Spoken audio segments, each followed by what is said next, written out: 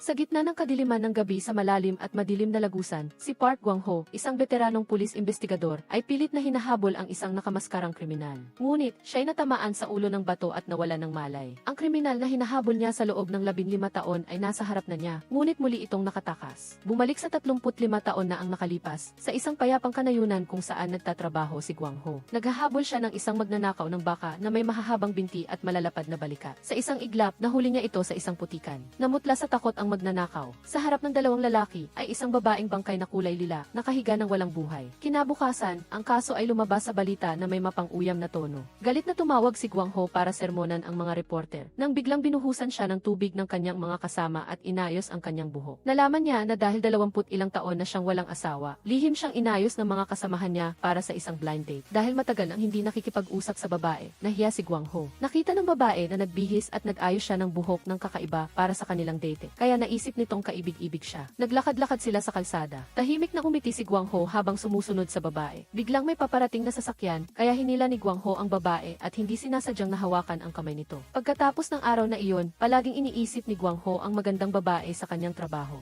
Sa huli, nagtago siya sa ilalim ng mesa. Tinawagan ng hepe si Jeon Sung-sik, ngunit nahuli siya sa akto, kaya nawalan siya ng pagkakataon na makausap ito. Kinabukasan, nalito na naman ang pulisya sa sumunod na kaso. Isa pang babae ang pinatay, katulad ng naunang kaso. Pinaghihinalaan ng pulisya na iisa ang salarin at may problema sa pag-iisip dahil parehong biktima ay mga batang babaeng nakasuot ng palda. Pagkarinig sa impormasyon ng hinala, si Hong Gi-hayon, isang mausisang reporter, ay agad na pumunta sa istasyon ng pulisya. Lahat ay nagtago ng ebidensya na may kaugnayan sa kaso. Hinawakan ni Gwang-ho ang reporter at pinigilan itong makakuha ng impormasyon. Sa galit, sinabi nito, walang maintindihan kung bakit may taong nagugustuhan ang ugali ni Gwang-ho. Nagulat si Gwang-ho, nalaman niyang nakita ng reporter si Jeon Sung-sik na naghihintay sa kanya sa labas. Agad na tumakbo si Gwang-ho palabas. Nang makita niya ang magandang babae, kinabahan siya. Alam ni Jeon Sung-sik na na-miss siya ni Gwang-ho, kaya lumapit siya para ipakita ang sarili niya. Alam niya na sa panahong hindi sila nagkikita, na-miss siya ni Gwang-ho ng sobra-sobra, na gabi-gabi ay pumupunta ito sa pinagtatrabahuhan niya at hinihintay siya na may kumukurap na ilaw. Kaya pumunta si Jeon Sung-sik dahil naisip niya na kung manghuli si Gwang-ho ng kriminal, isa siyang mabuting lalaki. Pagkatapos mahuli ni Gwang-ho ang kriminal, maaari silang mag-date muli. Sa motibasyon na iyon, parang nabaliw si Gwang-ho. Nagsimula siyang mag-imbestiga at hanapin ang mga suspect. Ngunit pagkatapos na interbyuhin ang isa zero tao, wala siyang nakitang ibang palatandaan. Bumalik si Gwang-ho sa pinangyarihan at sa bangkay ng biktima. Kakaiba na walang fingerprint ng salarin ang naiwan sa bangkay. Nag-aalala si Gwang-ho at gustong mahanap agad ang salarin para matawagan si Jeon Sung-sik. Sa hating gabi, ang may-ari ng coffee shop na madalas puntahan ng mga pulis ay nagmadaling pumunta sa istasyon. Iniulat niya na umalis ang kanyang anak para maghatid ng mga bagay-bagay noong hapon, ngunit hindi na bumalik. Kinabukasan, agad na natagpuan ng pulisya ang isa pang katulad na krimen sa gitna ng bukid. Hindi makapaniwala si Gwang-ho sa kanyang nakita. Sa harap niya ay ang bangkay ni Johnny. Hindi makapaniwala si Gwang-ho na nangyari ito sa isang taong kilala niya. Nang siya sa atin niya ang bangkay, natuklasan niya na ang pagkakatulad ng mga kaso ay ang mga babae ay parehong sinakal gamit ang mga medyas. Lalo itong nagpatunay na iisa lang ang salarin. Tinanggap ni Gwang-ho mula sa ina ng biktima ang isang notebook na may mga pangalan ng mga tumanggap ng mga item. Nang makuha ang ilang impormasyon, agad na tumayo si Gwang-ho para mag-imbestiga. Ngunit nakita niya ang kanyang kasamahan na umiiyak sa labas. Sinabi niya na sana ay nailigtas niya si Johnny. Dahil noong gabi na humingi si Johnny ng tulong para hanapin siya, hindi siya sumama at sinabi lang na babalik ito. Dahil dito, pakiramdam niya ay siya mismo ang hindi direktang pumatay kay Johnny.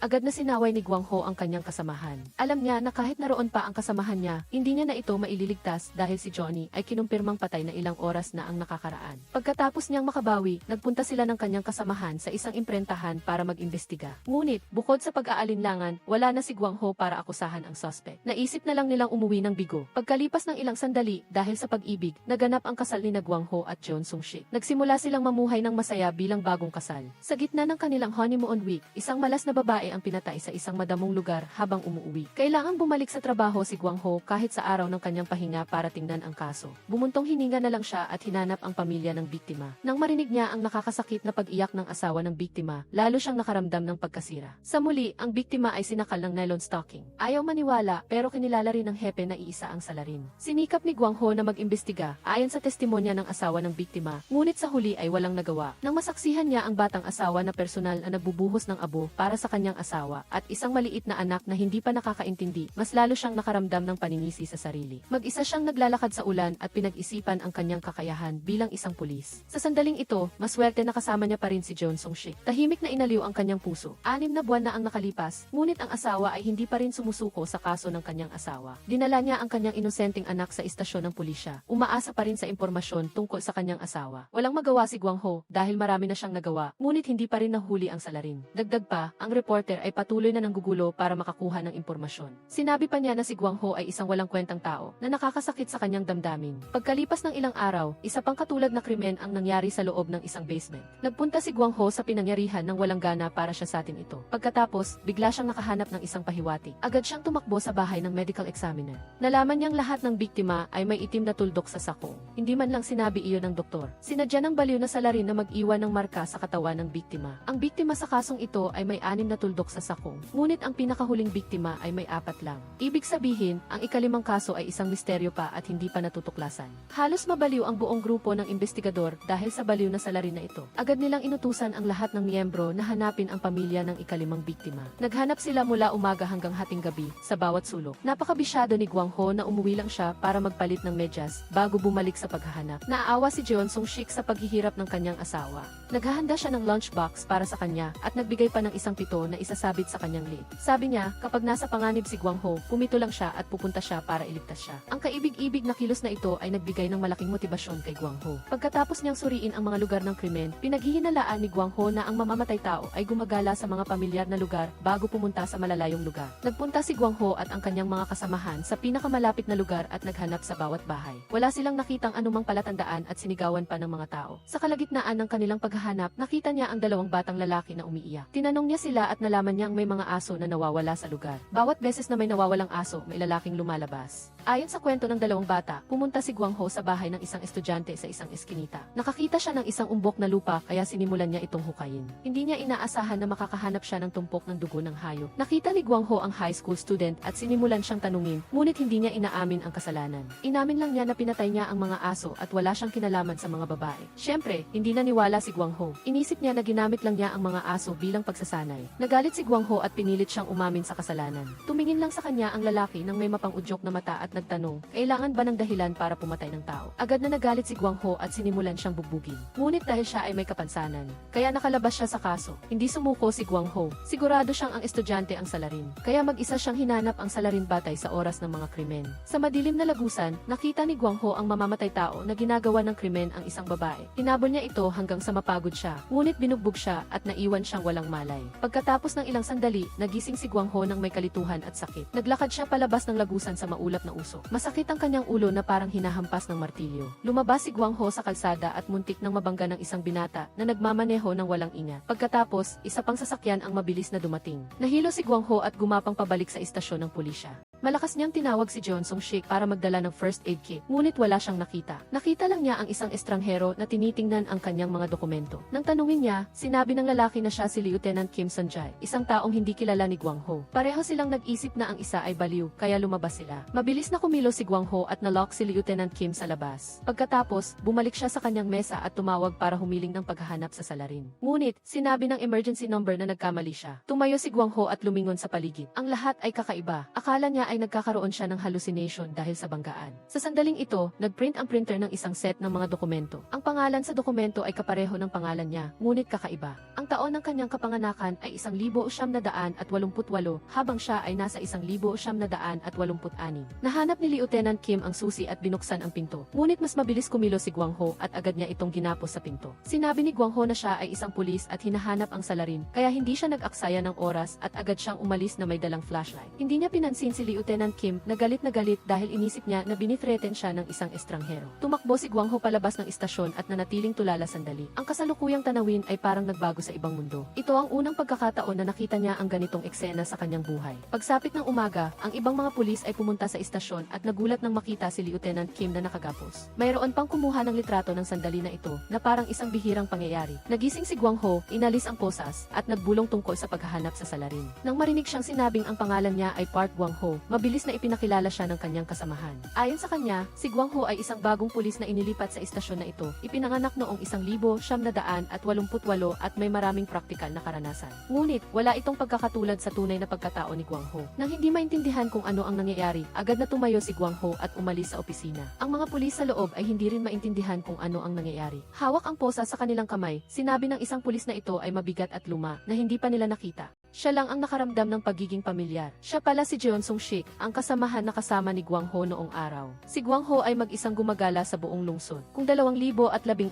na ito, nasa mundo siya 35 taon pagkatapos. Nang makita niya ang modernong kapaligiran, nalito at natakot si Guang Ho. Naghahanap si Jeon Sung-shik sa kanyang mesa at nakakita siya ng isang lumang larawan na nagpapatunay na ang lalaki sa larawan ay si Park Guang Ho. Ngunit, nang gabi na nawala si Guang Ho, hinanap siya ng lahat ngunit walang nakitang bakas. Tanging ang flashlight at ang batong may dugo lang ang natira. Nahimatay si Jeon Sung-shik sa lugar. Nang magising siya, habang nagigising siya, sinabihan siyang siya ay buntis. Samantala, sa 2016 na, bumalik si Guang Ho sa dating bahay niya. Lalo siyang nawala ng pag-asa nang makitang nawala na ang bahay. Sumakay si Guang Ho ng taxi para hanapin ang lumang lagusan. Nagulat pa siya nang ang driver ay si Hong Gi-heon. Bagamat iba ang kanyang pagkatao, hindi pa rin nagbago ang kanyang pagkamanloloko. Pinaliko-liko niya si Guang Ho at hindi pa rin nahanap ang lagusan. Hiningi pa rin niya ang bayad sa biyahe. Siyempre, hindi nagbayad si Guang Ho. Muntik pa siyang bugbugin. Sa sandaling ito, may ibang babae na sumakay sa kotse at nag-alok na bayaran ang pamasahe ni Guang Ho. Agad na sumakay sa kotse ang driver at umalis, iniwan siya sa isang hindi pamilyar na lugar. Nang lumingon siya, nakita niya na ito ay isang mental hospital. Naalala ni Guang Ho ang mga naunang pahiwatig at kinumpirma na ang lagusan ay malapit lang.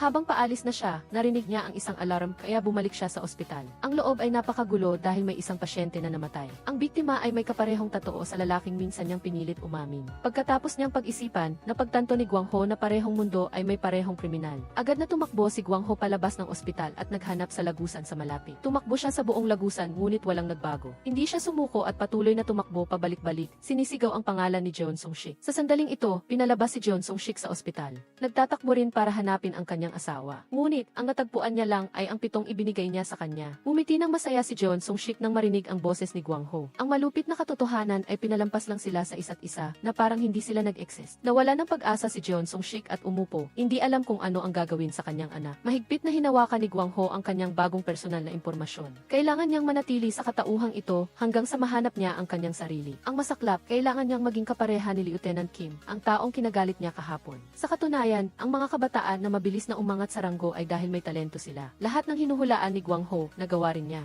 Ang biktima sa pagkakataong ito ay ang taong dating hinuli ni Guang Ho dahil sa hinalang pinatay niya ang kanyang fiancé. Batay sa mga pahiwatig na nakuha, hinanap ni Guang Ho at Lieutenant Kim ang babae na sumakay sa taxi sa harap ng ospital na pinaghihinalaang may kaugnayan sa kaso. Gayunpaman, nang malaman ng babae na ang babaeng nakilala niya kahapon ay may krimen na nangyari sa kanya, naging kalmado lang ang kanyang reaksyon. Sinabi ng babae na siya ay isang psychologist na nag-iimbestiga sa mental state ng biktima kaya wala siyang kinalaman sa krimen. Ito ay sinusuportahan pa ng dian na kinampihan ang babaeng propesor. Samantala, patuloy na hinahanap ni Jeon Sung-shik ang kinaroroonan ni Park Guang Ho, ngunit wala siyang nakuhang anumang impormasyon. Kahit siya ay nagdududa kung bakit biglang lumitaw ang isang inspektor na may hitsura na katulad ng sa 35 taon na ang nakaraan. Sa kabilang banda, si Guang Ho ay nalilito rin sa pagtanggap ng kaso kasama si Lieutenant Kim. Malinaw na mas matanda siya ng ilang dekada kaysa sa kanya, ngunit kailangan niyang tiisin ang pag-ugali ni Lieutenant Kim. Sa ngayon, si Lieutenant Kim ay interesado lang sa kaso. Pumunta siyang muli upang hanapin si Professor Shin para tanungin tungkol sa biktima. Nakita niyang may hawak siyang lapis sa kanyang kamay at mayroon siyang malakas na hinala. Ngunit, ang naririnig lang niya ay isang recording ng isang interview para sa psychological study. Bukod pa roon, wala nang ibang ebidensya para makasuhan ang salarin. Nang bumalik si Guang Ho sa istasyon, hindi siya mapakali. Gusto niya lang makahanap ng paraan para makauwi.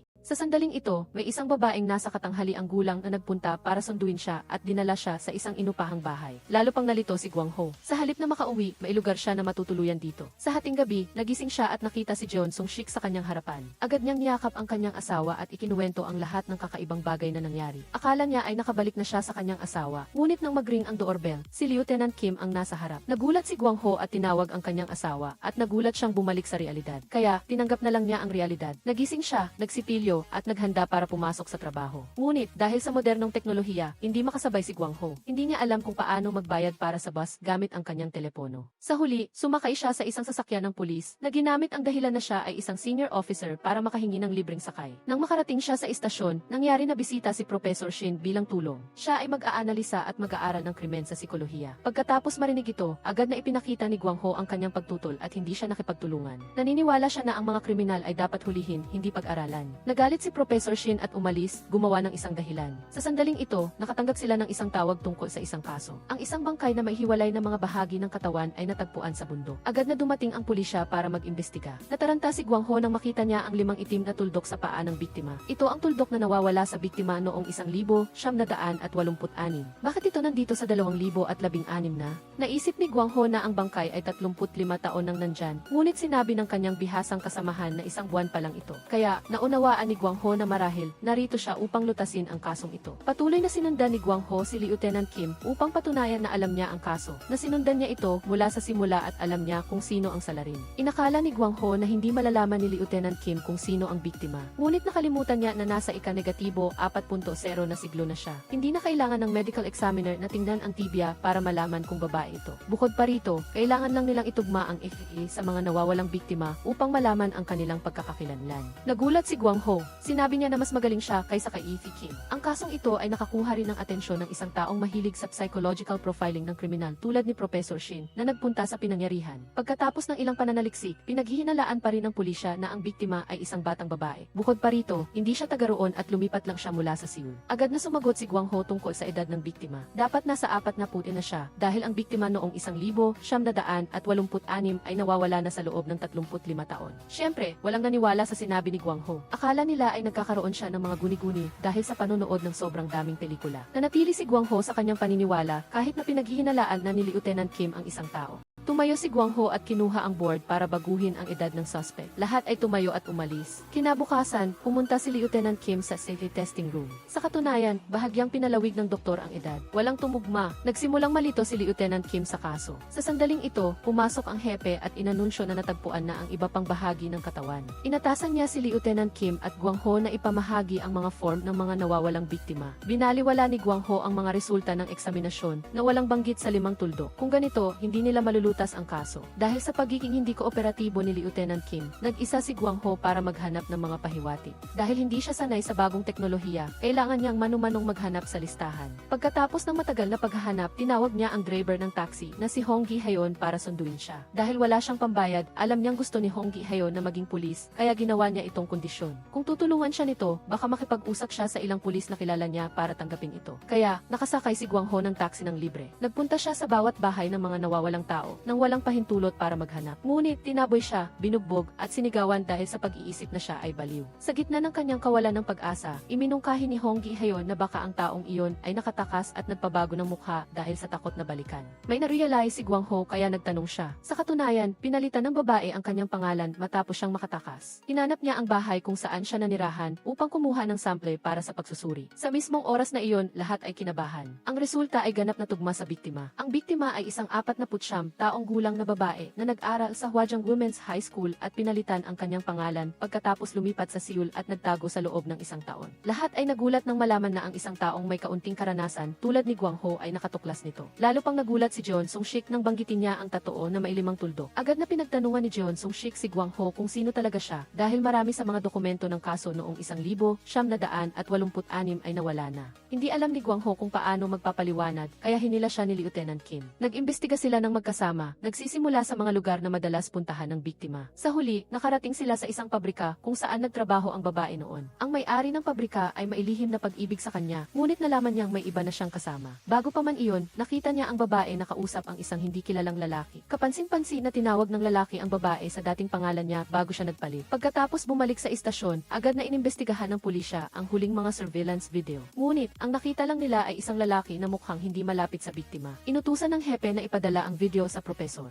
Ipapadala ang video kay Professor Shin habang si Lieutenant Kim at Guang Ho ay pupunta sa pabrika ng dating asawa ng biktima para mag-imbestiga. Ngunit nag-resign na siya noong Marso 1, nakapareho ng araw ng krimen at kapareho ng araw na nangako si Jeon Sung-sik na hihintayin si Guang Ho sa daungan. Lalo pang nagalit si Guang Ho at gustong mahuli agad ang salarin. Agad niyang hinanap ang bahay ng lalaki, ngunit nakaalis na ito. Gayunpaman, sa modernong mundo, madaling masubaybayan ni Lieutenant Kim ang lokasyon ng telepono ng ibang tao. Mabilis nilang natagpuan ang dating asawa ng biktima biktima sa isang sementeryo. Hinawakan ni Gwang Ho ang kwelyo niya at pinilit siyang umamin sa lahat. Ngunit, nagulat pa siya nang malaman na patay na ang kanyang asawa. At hindi niya na alam ang dating pangalan ng kanyang asawa. Lumabas si Lieutenant Kim at maingat na pinanood muli ang video. Kasabay nito, si Professor Shin ay maingat din na nanonood ng video. May nakita siyang kakaiba at agad siyang tumawag. Ang lalaking kasama ng biktima ay laging tinatakpan ang kanyang kaliwang kamay. Maaaring may peklat ito o kulang ang isang daliri. Maingat siyang tumingin sa kamay ng dating asawa at kinumpirma na hindi siya iyon. Naalala niya ang lalaki sa pabrika. Ang kanyang kamay ay laging nasa kanyang bulsa. Bukod pa rito, binanggit niya ang dating pangalan ng biktima. Napakalaki ng posibilidad na sinusubukan niya lang nalinlangin ang pulisya. Mabilis na tumakbo si Lieutenant Kim palabas ng pinto at nakita niya si Gwang Ho.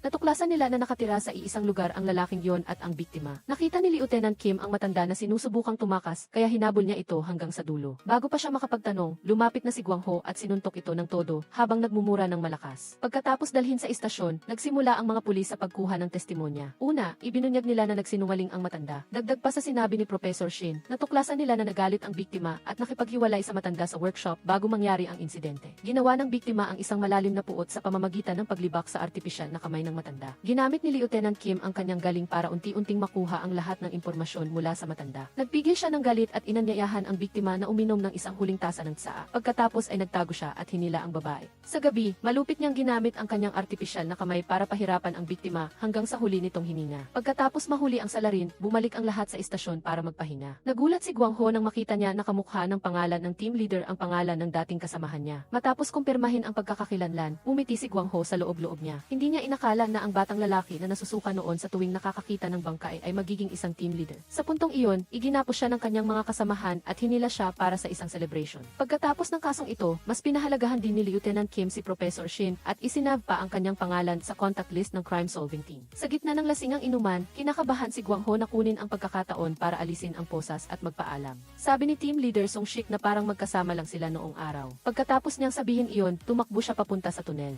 Habang tumatakbo, bumabalik sa isipan niya ang matatamis na alaala nila ni Yunso. Ngunit pagdating niya sa dulo ng tunel, wala pa ring nagbago. Hindi alam ni Gwang Ho kung paano siya makakabalik sa kanyang asawa. Nang makita niya ang pangako ng tren noong nakaraan, naimagine niya na umiiyak ang kanyang asawa at nasasaktan ang kanyang puso. Nalungkot si Gwang Ho at bumalik sa bahay. Nakakita siya ng usok sa unang palapag. Agad niyang binasag ang pinto para patayin ang apoy. Matapos ang lahat, may lumabas na babae. Siya si Professor Shin. Lubos na nagulat si Gwang Ho, ngunit nang malaman niyang may sunog, parang wala lang kay Professor Shin. Kahit na nasa magkaibang palapag sila, ayaw ni Gwang Ho na makasama ang isang kakaibang tao, kaya sinabi niya kay Professor Shin na umalis. At syempre, hindi siya sinunod nito. Maaga pa lang, sinundan na ni team leader Song Shik si Gwang Ho. Nang malaman niya na hinahanap ni Gwang Ho ang file ng isang tao na nagngangalang Shin Jun Shock, nalaman niya na ang taong nasa harapan niya ay tiyak na ang kanyang senior. Agad na niyakap ni team leader Song Shik si Gwang Ho. Gusto sana ni Gwang Ho na itago ang katotohanan, ngunit sa ganitong sitwasyon, kailangan niya talaga ang tulong ni team leader. Magkasama silang kumain ng jjajangmyeon bilang pagdiriwang ng kanilang muling pagkikita. Hindi rin nila alam kung bakit walang file ang asawa ni Gwang Ho. At ang taong nagngangalang Park Gwang Ho, ipinanganak noong 1988 ay naglaho. Sa puntong ito, nakatanggap si team leader ng tawag sa telepono na nagsasabing kailangan niyang umalis ng mabilis para sa isang emergency drill. Kaya naiwan mag-isa si Gwang Ho para maglakad-lakad at maglibot sa lungsod. Talagang nakakamangha ang modernong lungsod na nagbigay interes sa kanya. Biglang huminto si Lieutenant Kim at sinabihan si Gwang Ho na sumakay. Siguradong mayroon na namang bagong kaso dahil hindi karaniwan nasasama si Lieutenant Kim kay Gwang Ho. Nagkasama silang pumunta sa bahay ng biktima. Narito na ang detective team na nag-imbestiga. Habang naghahanap si Gwang Ho ng posibleng daanan ng salarin, napansin ni Lieutenant Kim ang isang high school student na mukhang kahina-hinala. Nagulat siya. Tumakbo siya ng mabilis habang hinahabol ang dalawang pulis. Dahil sa hinala nakasabwat ang estudyante sa krimen, ikinulong siya. Gustong imbestigahan pa ni Gwang Ho ang estudyante, ngunit hindi ito tinanggap ni Lieutenant Kim. Sinabihan pa nga niya si Gwang Ho na gamitin ang kanyang utak, kaya nasaktan si Gwang Ho. Nagbigay ng mungkahi si team leader Sung pagkatapos ng investigasyon, ngunit nahuli siyang gumagamit ng magalang na salita kay Gwang Ho. Sinubukan niya ng husto na magkunwari na hindi niya kilala si Gwang Ho sa pamamagitan ng pagsasabi na mas matanda siya. Muntik na sanang turuan ni Gwang Ho si Sung ng leksyon dahil sa hindi niya pagkilala. Habang hinahanap ni Lieutenant Kim si Professor Shin para talakayin ang pag-aaral ng krimen, si Gwang Ho naman ay nasa bahay at naghahanap ng paraan.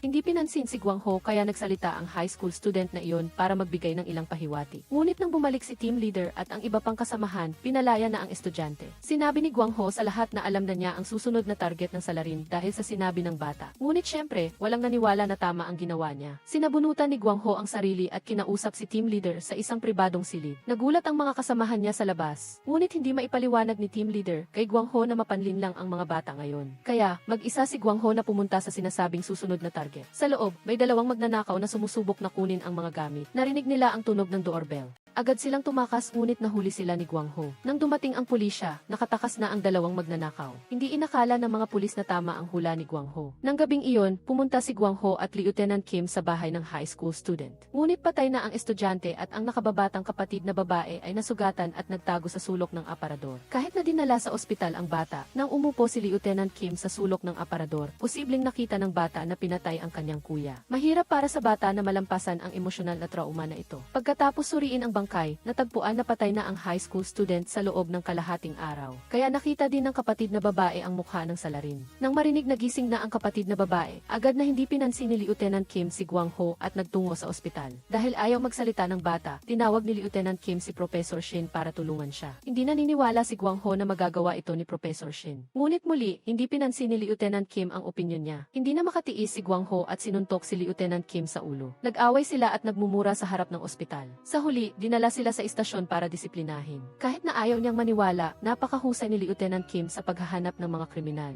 Nakakita si Gwang Ho ng isang kahina-hinalang empleyado sa isang security company. Pagkatapos ay tinawagan din ni Lieutenant Kim ang isang katulad na tao. Pumunta ang dalawa sa isang internet cafe para mag-imbestiga. Tama, ang taong iyon ay maraming beses nang nagbayad sa internet cafe para sa mag-aaral. Ipinakita nito na ang dalawang ito ay malapit na magkaugnay. Pagkatapos ng maingat na investigasyon, tinawagan nila ang kapitan para humiling na subaybayan. Pagkatapos maghintay ng isang gabi, pagsapit ng umaga, lumabas ang dalawang magnanakaw. Mabilis na sumugod si Lieutenant Kim at Park Gwang Ho para dakpin silang dalawa at dalhin sa istasyon. Gayunpaman, sa kabilang banda, sinubukan ni Professor Shin ang lahat ng paraan, ngunit ayaw pa ring makipag-usap ng nakababatang kapatid na babae. Pagkatapos ng ilang pagtatanong, wala pa ring nakitang bakas mula sa dalawang magnanakaw. Agad na pumunta si Lieutenant Kim upang tingnan ang sitwasyon sa ospital. Hindi sinasadyang narinig niya ang kwento ni Professor Shin. Dati, nasaksihan din niya ang pagkamatay ng kanyang mga magulang, ngunit wala siyang ginawa dahil sa matinding takot at pakiramdam ng init mula sa apoy. Pagkatapos, sa loob ng maraming taon, natsismis siyang isang arsonist dahil wala siyang ginawa. Ang kwentong ito ay nakaantig sa kwento ng maliit na kapatid na babae. Sa huli, umiyak ang bata at pumayag na ikwento ang lahat. Itinago siya ng kanyang kuya sa loob ng aparador at sinabihan siyang huwag lumabas kahit anong mangyari. Kaya, nasaksihan niya kung paano pinatay ng dalawang walang awang tao ang kanyang kapatid na lalaki sa harap mismo ng kanyang mga mata. Gaya ng hula ni Park Gwang Ho, ang mukhang mas mabangis ay siyang gumawa ng lahat at ang isa na mukhang mas mabait ay napilitan lamang sumunod.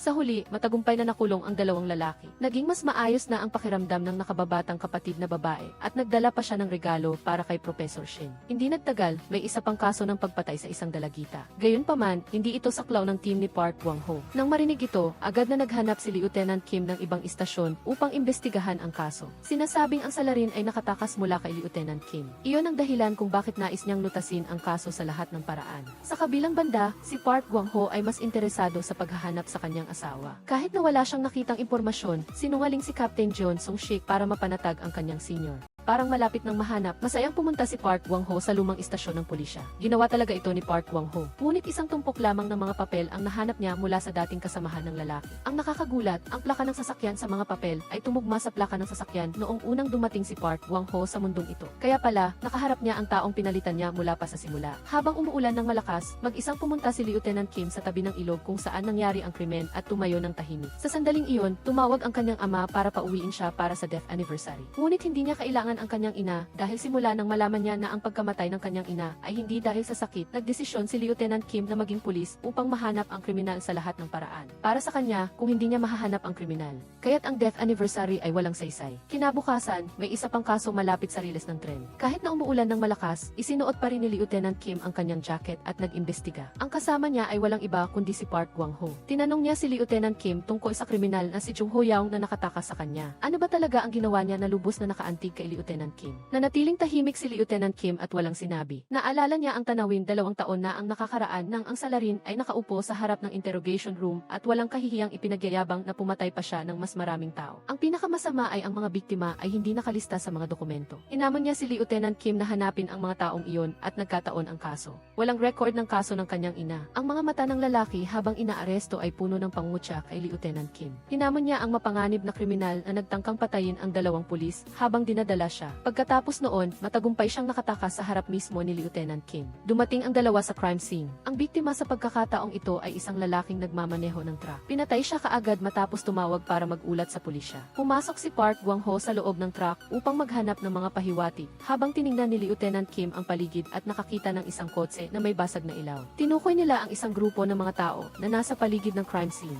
Gayunpaman, dahil sa malakas na ulan at pagguho ng lupa, hindi agad makarating ang forensic team. Bilang resulta, na-isolate sina Lieutenant Kim at Park Gwang-ho dito kasama ang mga suspect. Gayunpaman, ang mga taong nasa listahan ng mga suspect ay mukhang kalmado, kaya mahirap hulaan kung sino ang salarin. Isa-isa silang nagtanong sa bawat taong naroroon. Ngunit bawat isa sa kanila ay may sariling dahilan upang maiwasan ang akusasyon na sila ang pumatay. Maging ang artista ay nagbiro pa at tinukso ang pulisya. Lahat sila ay sabik na umalis, ngunit napatahimik sila ng mga matitinding salita ni Park Gwang-ho. Dahil hindi nila matukoy kung sino sa kanila ang nagsisinungaling, nagpa siya ang 2 na pumunta sa labas ng crime scene upang hanapin ang sandata. Pagkatapos ng paghahanap sa malakas na ulan, bumalik ang 2 sa lugar ng biktima. Si Park Gwang-ho ay nakakita ng mga semento sa biktima mula pa sa simula, habang si Lieutenant Kim ay sumunod sa mga tumutulong na patak ng dugo hanggang sa madugong banyo. Nang buksan niya ang takip ng inidoro, mayroon talagang isang sementong may dugo ng tao. Dinala ng 2 ang sandata at hinarap ang may-ari ng rest stop. Sa huli, nanginginig siya at hindi maitago ang kanyang mukha na takot. Sinabi niya na ang driver ay maraming beses nang pumunta doon, ngunit hindi bumili ng kahit ano, ginagamit lang ang banyo. Gayunpaman, hindi ito ang dahilan kung bakit niya pinatay ang lalaki. Itinuro niya ang isa pang driver na may sama ng loob sa biktima. Nang bumalik sina Lieutenant Kim at Park Gwang-ho, tumakbo na ang lalaki patungo sa kanyang sasakyan at nagtangkang tumakas. Sinubukan ni Park Gwang-ho na pigilan siya sa paglabas ng kotse. Hindi nag-aksaya ng oras si Lieutenant Kim at agad na binaril ang gulong ng kotse. Sa huli, matagumpay siyang nahuli. Pagkatapos, bumalik sila sa lugar ng interogasyon.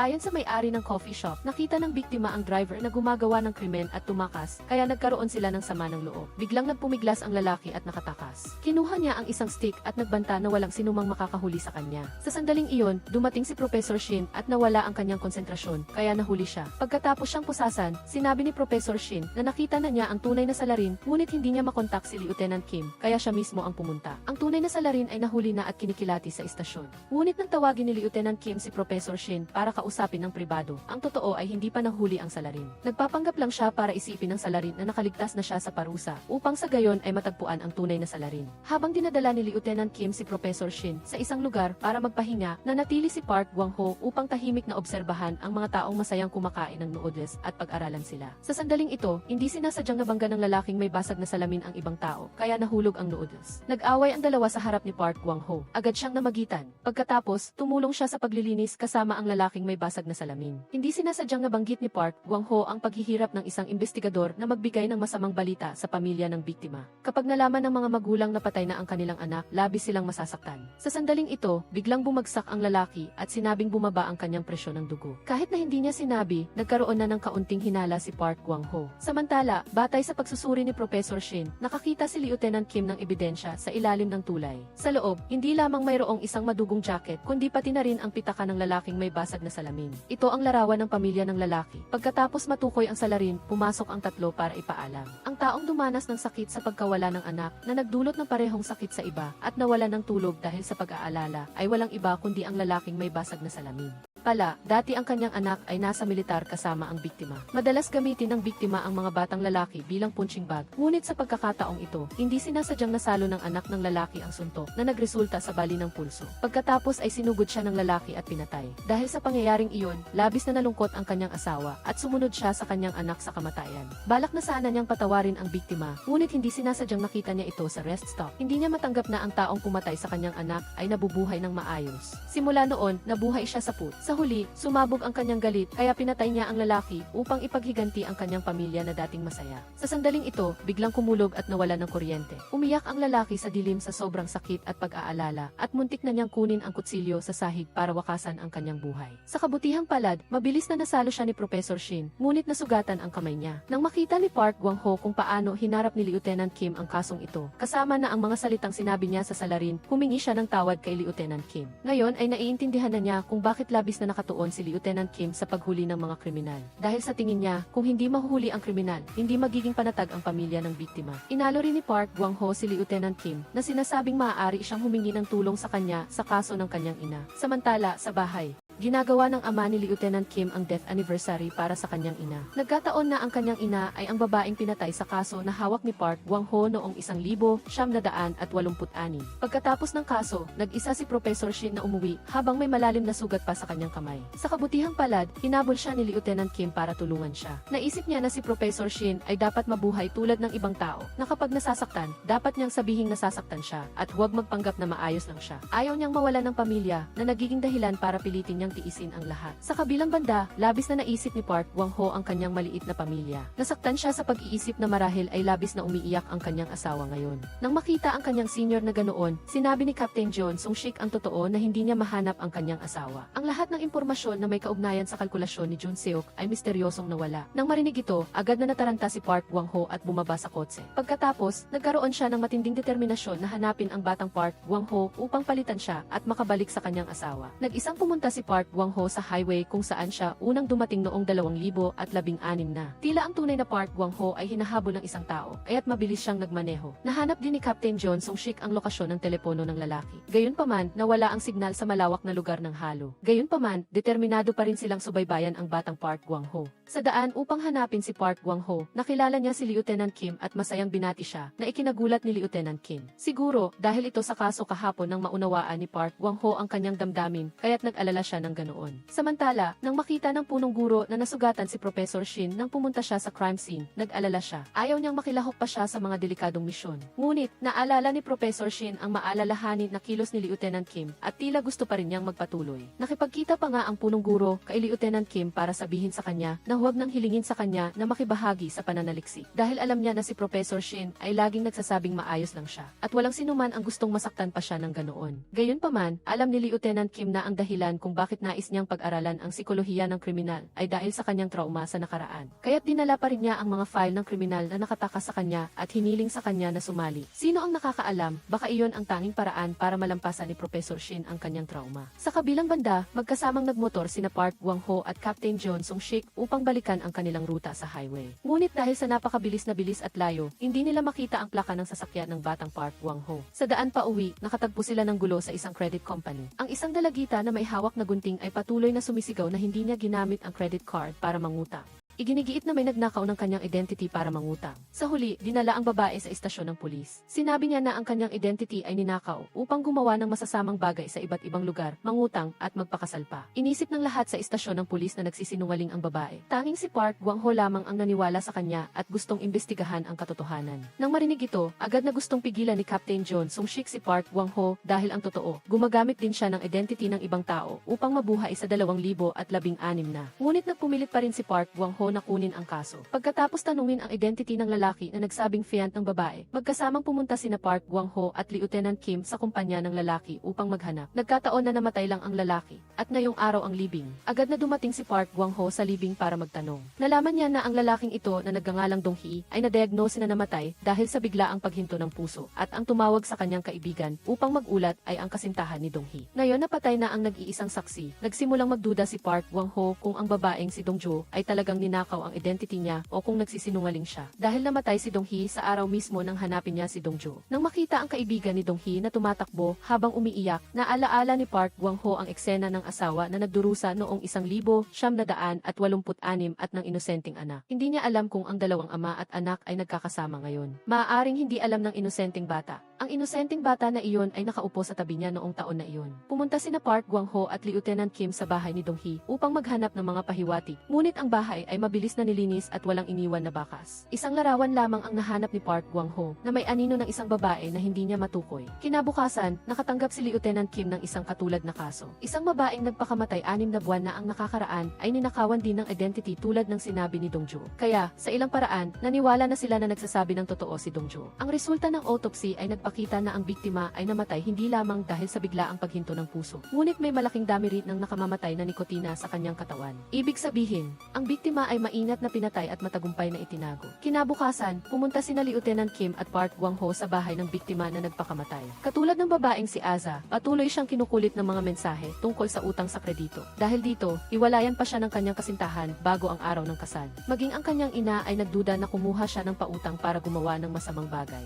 Sa libing ni Aza, may kakaibang nangyari. Dumating ang dalawang babae at inakusahan siya na umutang sa isang massage parlor. Ngunit nang makita nila ang kanyang portrait, hindi nila siya nakilala. Ito rin ang nangyari kay Dong-jo. Kaya, nagbago ang direksyon ng dalawa at nagtungo sa massage parlor. Gayunpaman, walang ebidensya maliban sa kanilang mga kwento para kumpirmahin ang mukha ng salarin. Sa istasyon ng pulis, idinagdag ng kapitan ang dalawang larawan ng mga biktima sa investigasyon. Pareho silang pinatay sa parehong paraan. Nakakatuwa, hindi ko alam kung anong pakiramdam ng isang tao na gustong magnakaw ng identity ng ibang tao. Sa sandaling ito, dinala ni Lieutenant Kim at Park Gwang-ho ang dalawang babae mula sa massage parlor upang kunin ang kanilang impormasyon. Gayunpaman, pagkatapos ng pagtatanong, wala pa ring nakuhang karagdagang pahiwati. Ibinigay ni na Park Gwang-ho at Lieutenant Kim ang lahat ng kanilang lakas upang hanapin siya, tulad ng isang baliw na mag-asawa. Ngunit sa huli, sumuko sila dahil napakalinaw ng trabaho ng salarin. Walang ibang pagpipilian si Captain Jeon Song-shik kundi magmungkahi na humingi ng tulong kay Professor Shin. Nang marinig ito, agad na tinawagan ni Lieutenant Kim si Professor Shin. Pagkatapos suriin ang serya ng mga file ng kaso, sinabi niya kay Lieutenant Kim na halos lahat ng mga biktima ay may mga kasintahan at nakipaghiwalay pagkatapos mangyari ang insidente. Napakalaki ng posibilidad na madalas nakikilala ng salarin ang kanyang mga biktima sa isang coffee shop habang nagde-date. Tinanong din ni Lieutenant Kim si Professor Shin kung anong oras siya magko-coffee dahil isa rin siyang babae na nasa edad na madalas mag-date. Pagkatapos marinig ito, agad na binaba ni Professor Shin ang tawag. Sa kabilang banda, napansin ni Park Gwang-ho na may gusto si Lieutenant Kim kay Professor Shin. Tinukso pa niya si Lieutenant Kim na mayroon siyang boring na taste sa babae. Pagkatapos ng mahabang panahon ng patuloy na pananaliksik, natukoy ng police team.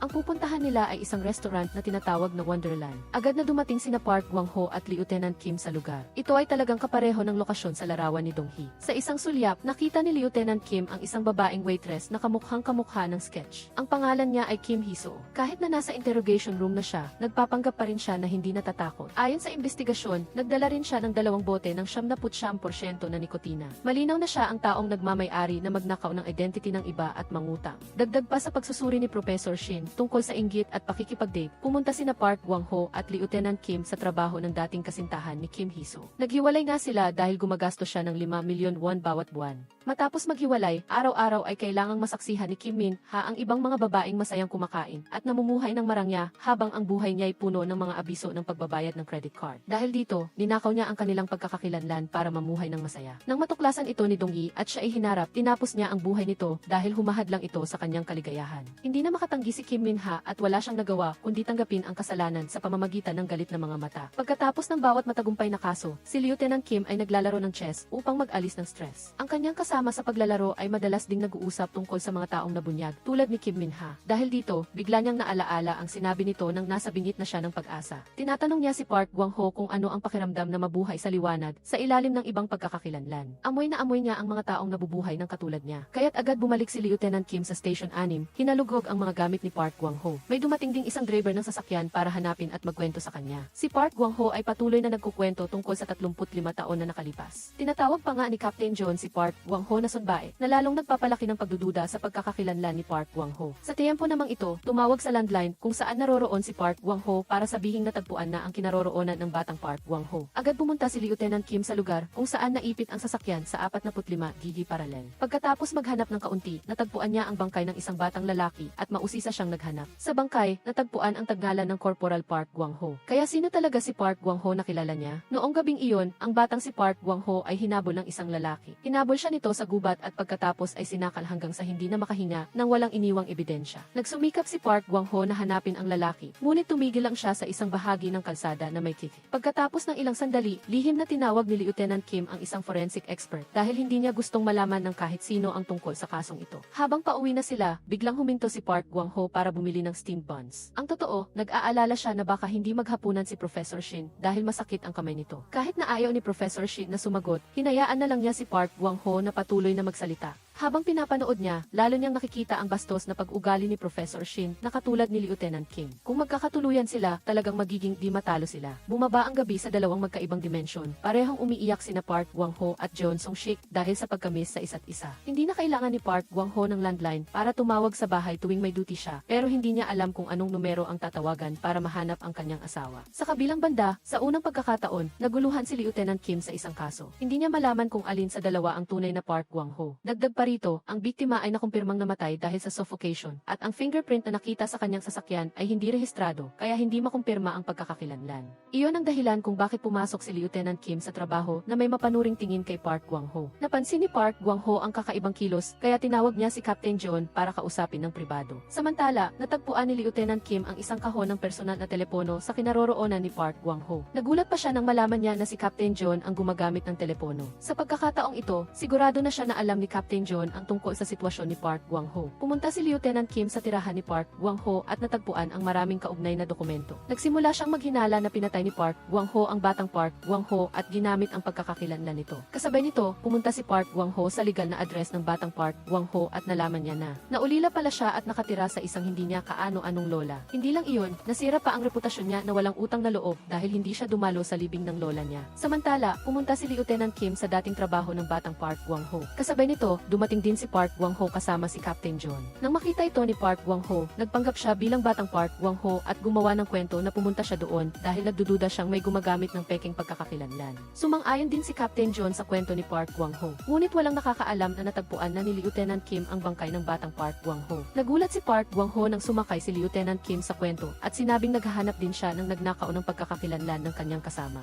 Kaya nagpasya siyang magkasama silang hahanapin ang salarin bukas, alas negatibo 1-0. Ngunit pagkatapos, pumunta si Lieutenant Kim kay Professor Shin. Sinuri ni Professor Shin na kung si Park Gwang-ho ang tunay na mamamatay tao, hindi siya magiging abala sa paghahanap sa batang Park Gwang-ho. Bukod pa rito, alam din niya na hindi pinagdududahan ni Lieutenant Kim ang kakayahan ni Park Gwang-ho, kaya siya pumunta sa kanya para magtanong. Kung hindi, direkta na niyang inaresto si Park Gwang-ho. Naguguluhan din si Park Gwang-ho. Ngunit 5 minuto bago ang takdang oras, dumating na si Lieutenant Kim para magkasama silang hahanapin ang salarin. Dahil wala siyang magawa, sumama na lang si Park Gwang-ho. Sa daan, gumawa si Park Gwang-ho ng kung ano-anong dahilan para pigilan ang investigasyon mula sa pananakit ng tiyan hanggang sa pananakit ng ulo. Ngunit, walang anumang paraan ang gumana kay Lieutenant Kim. Sinimulan nilang tawagan ang bawat numero ng telepono na tinawagan ng batang Park Gwang-ho. Sa pangatlong tawag, isa itong karaoke bar. Sinabi ng may-ari na nagtanong ang batang Park Gwang-ho tungkol sa taong pinaslang sa tunel 35 taon na ang nakalipas. Nagulat at nagtaka si Park Gwang-ho kung paano nalaman ng binata ang kasong iyon. Bukod pa rito, ang babae ay kapatid ng may-ari ng karaoke bar. Nakilala pa raw niya ang investigador sa kaso 35 taon na ang nakakaraan at iyon ay si Park Gwang-ho. Ngunit ayon sa kanya, pagkatapos noon ay nawala ang investigador. Hindi makapaniwala si Park Gwang-ho na mangyayari ang ganitong bagay. Sa sobrang pagkabigla, agad siyang tumakbo palabas. Hindi man lang niya sinabi kay Lieutenant Kim. Samantala, natuklasan din ni Professor Shin na ang lahat ng biktima ay may iisang pagkakapareho na kapalda sila. Naalala niya ang babaeng inimbestigahan niya sa psychiatric hospital dati. Ang babaeng ito ay may kaibigan na si Johnny, na dating nagtatrabaho sa isang cave malapit sa opisina ni Park Gwang-ho. Bago siya pinatay, ikinuwento ni Johnny na may isang lalaki ang pumuri sa kanyang palda at sinabing napakaganda nito. Nag-aalab ang damdamin ni Lieutenant Kim dahil ang kanyang ina ay pinaslang din 35 taon na ang nakakaraan. Bukod pa rito, ito rin ang kasong nabanggit ng mamamatay taong si Chung Ho-young habang nasa daan sila. Nakita ni Lieutenant Kim si Park Gwang-ho, kaya sinundan niya ito papunta sa sasakyan ng batang Park Gwang-ho. Pagkatapos, lumapit siya at hinarap si Park Gwang-ho ng sunod-sunod na tanong. Kaya bakit mo ninakaw ang pagkakakilanlan at pumatay ng tao? Nagalit si Park Gwang-ho nang marinig niyang pinatay ang batang Park Gwang-ho. Kung ganoon, hindi na siya makakabalik sa kanyang asawa. Ikinulong ni Lieutenant Kim si Park Gwang-ho, gusto siyang dalhin sa istasyon para sa kasong pagpatay. Sinubukan ni Park Gwang-ho na ipaliwanag ang kanyang pagkatao, ngunit natural lang na hindi maniniwala si Lieutenant Kim. Kaya nagkaroon ng matinding argumento ang dalawa. Galit na hinila ni Lieutenant Kim si Park Gwang-ho na nakaposas pabalik sa istasyon. Nang makita ito, pinalabas ni Captain John ang lahat para mag-usap sila ng pribado. Dahil hindi talaga naniniwala si Lieutenant Kim, ipinakita ni Captain John ang litrato nilang magkakasama 35 taon na ang nakakaraan. Sa nakita niyang magkatabi ang larawan ni Gwang-ho at ng kapitan, lalo pang nagduda si Lieutenant Kim. Wala siyang paraan para kumbinsihin ang sarili na paniwalaan ang kakaibang kwentong ito, kaya't hindi pa rin niya tinanggal ang posas sa kamay ni Gwang-ho. Gwang Ho. Sa sandaling ito, dumating sa istasyon ang ama ni Lieutenant Kim upang ibalita na naospital ang kanyang stepmother. Nang makita niya si Gwang Ho, agad siyang nagulat at hindi makapaniwala sa kanyang nakita. Mas lalo pang nataranta si Gwang Ho nang malaman niyang ang matandang lalaki ay ang asawa ng biktima noon. Hindi niya rin alam kung paano ilalarawan ang sitwasyong ito kay Kapitan Sung. Higit pa rito, ang inosenteng batang kinahabagan ni Gwang Ho noon ay si Lieutenant Kim na nasa harap ni Kapitan.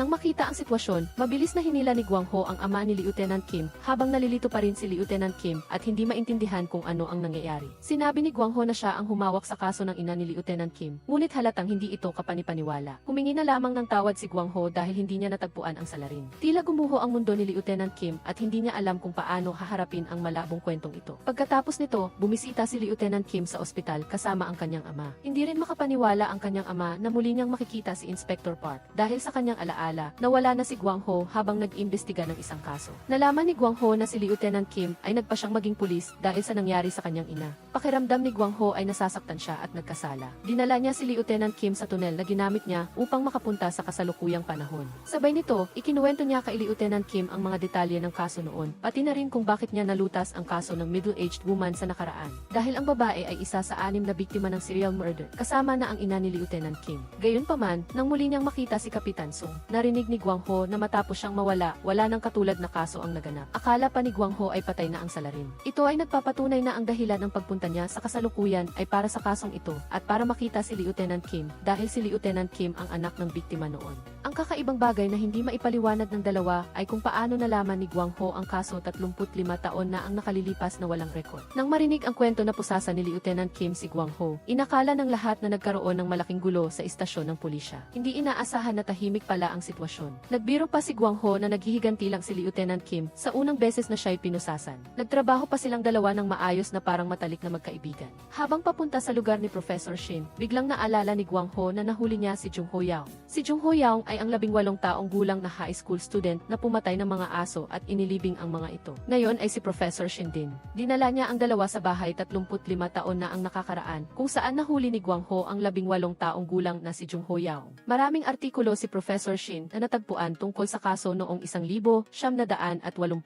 Bukod pa rito, nalaman din niya na pinatay pala ni Jung Ho Yao ang sarili niyang asawa. Nagulat si Gwang Ho nang hawakan niya ang mga pahayagan. Baka nga ang high school student noon ay siya rin ang salarin at baka pinatay niya rin si Gwang Ho upang manahimik ito. Habang dapat sana ay hinahanap nila si Jung Ho Yao, may bago silang natanggap na kaso. Sa pinangyarihan ng krimen, nagkaroon ng sunog sa ika-4 na pagkakataon kamakailan lang. Habang iniinspeksyon ni Gwang Ho at Lieutenant Kim ang lugar, napansin ni Gwang Ho na malapit na sa exposed wire ang apoy. Mabilis siyang tumakbo at maswerteng nahila si Lieutenant Kim bago sumabog. Gayunpaman, nasugatan si Gwang Ho at nawala ng malay. Siya ay nanaginip na maganda at nakita si Yeon-suk. Pagkagising niya, agad niyang tinanong si Lieutenant Kim kung maayos ba ito. Buti na lang at ayos lang siya at nakasagot pa. Sa kabilang banda, nagalit ang kapitan dahil sa hindi propesyonal na pagpatay sa sunog. Muntik na siyang mawala muli sa kanyang senior. Sinabi rin ni Lieutenant Kim sa medical examiner ni Gwang Ho na hindi na kailangang imbestigahan ang pagkamatay na iyon. Sa halip, si Gwang Ho mismo ang mag-imbestiga para matagpuan ang tamang sagot. Pagkatapos ng meeting, galit na galit ang kapitan dahil sa pagiging iresponsable ni Gwang Ho. Paano na lang ang asawa niya na naghihintay sa bahay kung sakaling mawala siya. Ngumiti lamang si Gwang Ho at sinabi na kung hindi man niya mahanap ang salarin, dapat niyang protektahan si Lieutenant Kim. Naantig si Lieutenant Kim sa sinabi niya. Nagpatuloy ang dalawa sa pinangyarihan ng sunog upang mag-imbestiga. Natagpuan nila sa security footage ang isang kahina-hinalang tao. Ang kanyang balikat ay gumagalaw na parang tumatawa siya. Dinala ni Gwang Ho ang footage kay Professor Shin para suriin. Malinaw na ito ay kilos ng isang psychopath na gustong kumuha ng atensyon. Sa huli, ang salarin ay isang binata na may problema sa pag-iisip. Nang lalapit na siya sa susunod na bahay upang magsindi ng apoy, nahuli siya ni Lieutenant Kim at Gwang Ho. Habang ibinabalik ang salarin sa pinangyarihan ng krimen, nagalit si Gwang Ho nang makita ang larawan ng kanyang asawa sa nasunog na bahay. Kaya't hinanap ng dalawa ang babae sa larawan upang tanungin tungkol kay Yeon-suk. Dati siyang nagtatrabaho sa isang mananahi kasama si Yeon-suk. Ayon sa kanya, pagkatapos mawala ang asawa ni Yeon-suk, lumipat siya sa Seoul at nagpakasal muli. Ang bago niyang asawa ay isang gwapo at mayamang parmasyutiko, kaya't sinuportahan sinusuportahan siya ng babae. Pagkatapos marinig ang kwento, natahimik si Guang Ho at hindi na napigilan ang sarili kaya't umalis na siya. Kapitan Sung. Hindi rin alam ni Kapitan Sung kung paano aaliwin ang kanyang senior. Para kay Guang Ho, isang buwan pa lang siyang nawalay sa asawa niya. Ngunit para kay Yeon-suk, hindi niya kayang mabuhay ng mag-isa sa loob ng 35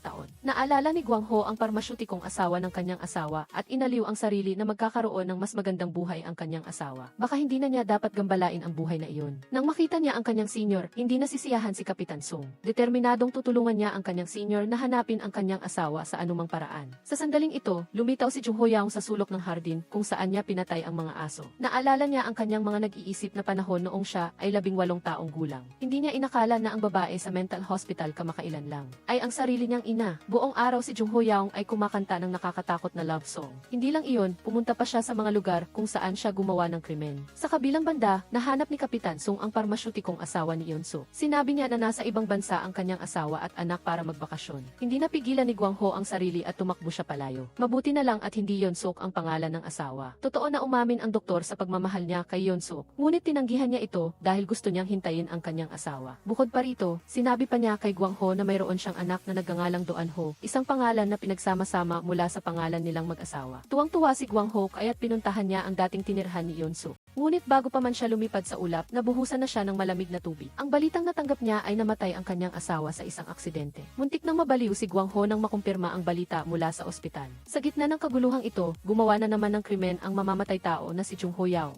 Gayunpaman, wala nang lakas si Guang Ho para pumunta sa pinangyarihan ng krimen. Tanging si Kapitan Sung lang ang pumunta para tingnan ang sitwasyon. Ang biktima ay isang 20 taong gulang na babae na nakasuot ng damit. Pagkatapos nito, tinawagan ni Professor Shin si Lieutenant Kim. Pagkatapos ng pagsusuri, naniniwala siyang nagsimulang pumatay si Jung Ho-young sa loob ng saklaw ng kanyang investigasyon. Ang dahilan ay dahil na-provoke siya ni Lieutenant Kim noong huling kombinasyon. Samantala, masakit na nakaupo si Guang Ho habang nakikinig sa kwento tungkol sa kanyang anak. Madalas na pumito ang bata kapag kailangan niya ng tulong ng kanyang ina. Iyon ang pito na nasa liig niya na ibinigay ni Yeon-suk. Ngunit sa araw na iyon, kahit pumito siya, wala siyang nakitang ina. Iyon mismo ang araw na may nangyari kay Yeon-suk. Nang marinig niya ito, nanikip ang dibdib ni Guang Ho na parang may pumipiga rito. Humikbi siya at umiyak. Noong 1972 habang papauwi galing sa trabaho, na aksidente si Yeon-suk sa isang kotse. Ang lasing na driver ang gumawa ng krimen. Sa huli, nagkaroon ng trahedya. Buong gabi si Guang Ho ay yakap-yakap ang larawan ng kanyang asawa at umiiyak hanggang umaga. Tumawag si Lieutenant Kim. Hindi siya matawagan. Nalaman ni Guang Ho ang kwento mula kay Kapitan Sung. Baliw na nagmaneho si Lieutenant Kim para hanapin si Guang Ho at buhayin ang loob niya. Pero hindi ito nakatulong, lalo pa itong nag-provoke kay Guang Ho. Para kay Guang Ho ngayon, dahil wala na si Yeon-suk, wala nang saysay ang paghuli sa salarin. Galit na sinigawan ni Lieutenant Kim si Guang Ho sa mukha. Kung gusto ni Guang Ho na mabuhay muli ang kanyang asawa, ang tanging paraan ay hulihin ang salarin at bumalik sa 1,986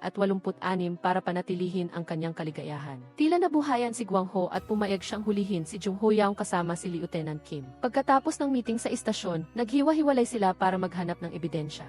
Tinatanong ni Guang Ho si Lieutenant Kim kung paano makikita ang isang tao rito. Hindi niya inaasahan na palihim na iniimbestigahan ni Lieutenant Kim ang kinaroroonan ng kanyang anak. Posible na dinala ang bata sa isang orphanage. Kaya't nakikipag-ugnayan siya para makakuha agad ng impormasyon kung mayroon man. Pareho na ngayon ang kanilang layunin, hulihin si Jung Ho-young. Ngunit pagkatapos ng autopsy, nagulat si Guang Ho nang walang dot mark sa bukong-bukong ng biktima, hindi tulad ng dati. Git pa rin ni Lieutenant Kim na si Jung Ho-young ang salarin. Posible raw na binago lang niya ang kanyang pamamaraan ng pagpatay. Matapos ang maingat na pagmamasid, ang pagkilos ay pamilyar kay Guang Ho sa pamamagitan ng isang road sign. Agad na hinila ni Guang Ho si Lieutenant Kim sa lokasyong iyon na kung saan pinatay ang ina ni Lieutenant Kim. Natagpuan nila ang isang kamera na kumuha ng footage ni Jung Ho-young na sumusunod sa babaeng nakasuot ng damit. Hindi nila maintindihan kung bakit pagkatapos ng 35 taon, bumalik pa rin siya sa lugar na iyon upang gumawa ng krimen. Habang naghahanda ang lahat na pumunta sa lugar kung saan matatagpuan ang kotse ng suspect, nagring ang telepono sa isang express delivery box. Ang tumawag ay si Jung Ho-young at hinamon niya sila. Inamin niya na pinatay niya ang biktimang nakasuot ng pink na damit, ngunit itinanggi niya ang biktimang natagpuan sa Hin River. Kasabay nito, ang hinihinalang kotse ay nahuli, ngunit mayroon itong peking plaka. Sinusubukan ng salarin na galitin si Lieutenant Kim dahil sa pagkahuli sa kanya 2 taon na ang nakakaraan. Kinabukasan, pumunta sa istasyon ng pulisya ang isang senior inspector upang magbigay ng leksyon dahil ang kaso ay naging shocking sa buong bansa. Lahat ay nag-aalala sa isang mapanganib na kriminal na naglakas loob na tumawag at hamunin ang mga pulis. Hindi Hindi makapaniwala ang mga pulis na ang salarin na alam ng lahat kung sino ay hindi pa rin nila mahuli. Kaya't inimbitahan ng pulisya si Professor Shin upang makilahok sa criminal analysis. Ayon sa analysis, ang salarin ay nakapatay na ng 6 na tao, kasama na ang kanyang asawa. Nagbahagi rin si Professor Shin na ang lahat ng biktima ay nakasuot ng damit. Kung malalaman nila kung bakit obsessed siya sa mga damit, makikilala nila kung anong klase siyang tao. Tungkol sa mga kaso 35 taon na ang nakakaraan, idinetali ito ni Gwang Ho na nagdududa sa iba. Nang sabihin niyang si Kapitan Sung ang nagkwento, nawala ang pagdududa. Ngunit maging si Kapitan Sung ay hindi rin inaasahan na si Jung Ho Yaong ay ang high school kid na iyon. Si Jung Ho Yaong ay protektado ng kasinungalingan ng kanyang mga magulang, kaya't nakapamuhay siya ng matagal. Sobrang galit si Kapitan Sung at porsigido siyang hulihin ang salarin. Sa wakas, naintindihan niya kung bakit nagtagpo sila sa ganoong kakaibang paraan. Nagpunta si Lieutenant Kim at Gwang Ho para hanapin ang biyena ni Jung Ho Yaong. Nakita nila ang matandang babae na patuloy na nakatingin sa larawan ng kanyang anak ng walang malay. Nagdulot ito ng sakit sa puso ng lahat. Ayon sa kwento, paulit-ulit na nilagyan ng salarin ng stocking ang mukha ng kanyang asawa upang takpan ito. Ngunit inakala lang ng asawa niya na naglalaro lang ito. Walang nakakaalam na 15 taon siyang nasa mental hospital bago siya lumabas at nag-asawa. Kaya't nagsimula ang trahedya. Sa kabilang banda, pumunta si Professor Shin sa mental hospital kung saan nanatili si Jung Ho Yaong. Sinabi ng doktor na wala siyang anumang sakit sa isip nang dalhin siya doon. Ngunit pinilit siya ng kanyang ina na dalhin siya roon at sinabi sa doktor na hindi siya tao. Pagkatapos marinig ang mga salitang ito mula sa kanyang ina, tila nabaliw siya. Hindi maisip ng doktor kung paano nasabi ng isang ina ang ganoong bagay. Hanggang sa personal na kinausap ng doktor si Jung Ho Yaong. Sinasabi niya na walang pakialam na pinatay niya ang aso dahil sa pag-usisa sa loob ng tiyan ni No. Pagkatapos ay sinakal niya ang kanyang kapatid na babae dahil hindi ito nasasaktan at mumingiti pa sa kanya. Nakita ng doktor ang nakakatakot na tingin ni Jung Ho Yaong na nagdulot ng takot. Dahil dito, inilagay siya ng kanyang pamilya sa mental hospital sa halip na dalhin sa istasyon ng pulisya. Nanatili si Jung Ho Yaong sa mental hospital mula 15 hanggang 30 taong gulang bago siya pinalaya. Madalas siyang tumawag kay Lieutenant Kim gamit ang public phone para mang-asar. Tuwing pupunta si Lieutenant Kim sa lugar, lumilipat siya sa ibang phone booth na parang naglalaro siya ng pusa at daga. Sa sandaling ito, tumawag na naman ang medical examiner. Tinawag si Lieutenant Kim para sabihin ang kanyang mga hinala. Ang ilang bangkay na natagpuan ay tuyo na at may mga buto pa, habang ang iba naman ay buo pa rin. Nagbubukas ito ng pagdududa na baka mayroong parehong pamamaraan, ngunit may iba't ibang salarin. Sa sandaling ito, tinawagan ng asawa ni Jung Ho Yaong si Lieutenant Kim para ibalita ang isang bagay. Dati ay sinabi ng kanyang kapatid na babae na gusto nitong lumipat sa ibang address pagkatapos niyang magpakasal. Agad na pumunta si Lieutenant Kim at Gwang Ho sa hinihinalang lugar. Pumasok sila sa isang wasak na bahay. Nakakita sila ng kakaibang ebidensya at agad nilang ibinalita sa umaga. Agad na pumunta ang police squad para palibutan ang lugar at hulihin ang salarin. Habang nag-aabang sila, dumating si Jung Ho Yaong mula sa malayo. Bubuksan na sana niya ang gate. Nang makita niya ang reflection ni Gwang Ho at Lieutenant Kim, agad siyang umiti at tumakbo palayo. Mabilis din siyang hinabol ang dalawa sa bawat sulok. Gayunpaman, dahil hindi sila pamilyar sa lugar, muli silang nawala ng track ng salarin. Agad na tumawag si Jung Ho Yaong upang bantaan si Lieutenant Kim na kung hindi niya siya hahayaan, ang susunod na biktima ay ang babaeng mahal niya. Galit na tinawagan ni Lieutenant Kim si Professor Shin, ngunit walang sumasagot. Nang mahanap niya ang address, nagulat siya dahil kamukha ito ng address ng bahay ni Gwang Ho. Nang makita niya si Professor Shin na ligtas, hindi niya maiwasang magalit. Muntik na siyang kumilos dahil nalagay sa peligro si Professor Shin. Hindi niya inaasahan na ang propesor na pinagkakatiwalaan ni Lieutenant Kim ay isa sa 2 mamamatay tao. Binanggit niya na sa autopsy ng biktima bilang 5, natagpuan niya ang black dot at palihim siyang umiti. Kaya pala ang pag-iwan ng bakas ay galing sa taong buhay pa at nasa labas. Kinabukasan, may isa pang babaeng biktima na natagpuan. May 8 dot sa kanyang bukong-bukong. Ang kakaiba ay 6 na dot lang ang nasa huling biktima. Sinimulang magtanong ni Gwang Ho na baka may nalampasan silang bangkay o baka ang biktima bilang 7 ay maswerte nakaligtas. Gayunpaman, nagsimula siyang muli sa ganitong pamamaraan ng pagpatay na tiyak na may iba pang layunin. Sa sandaling ito, lumitaw si Professor Mo.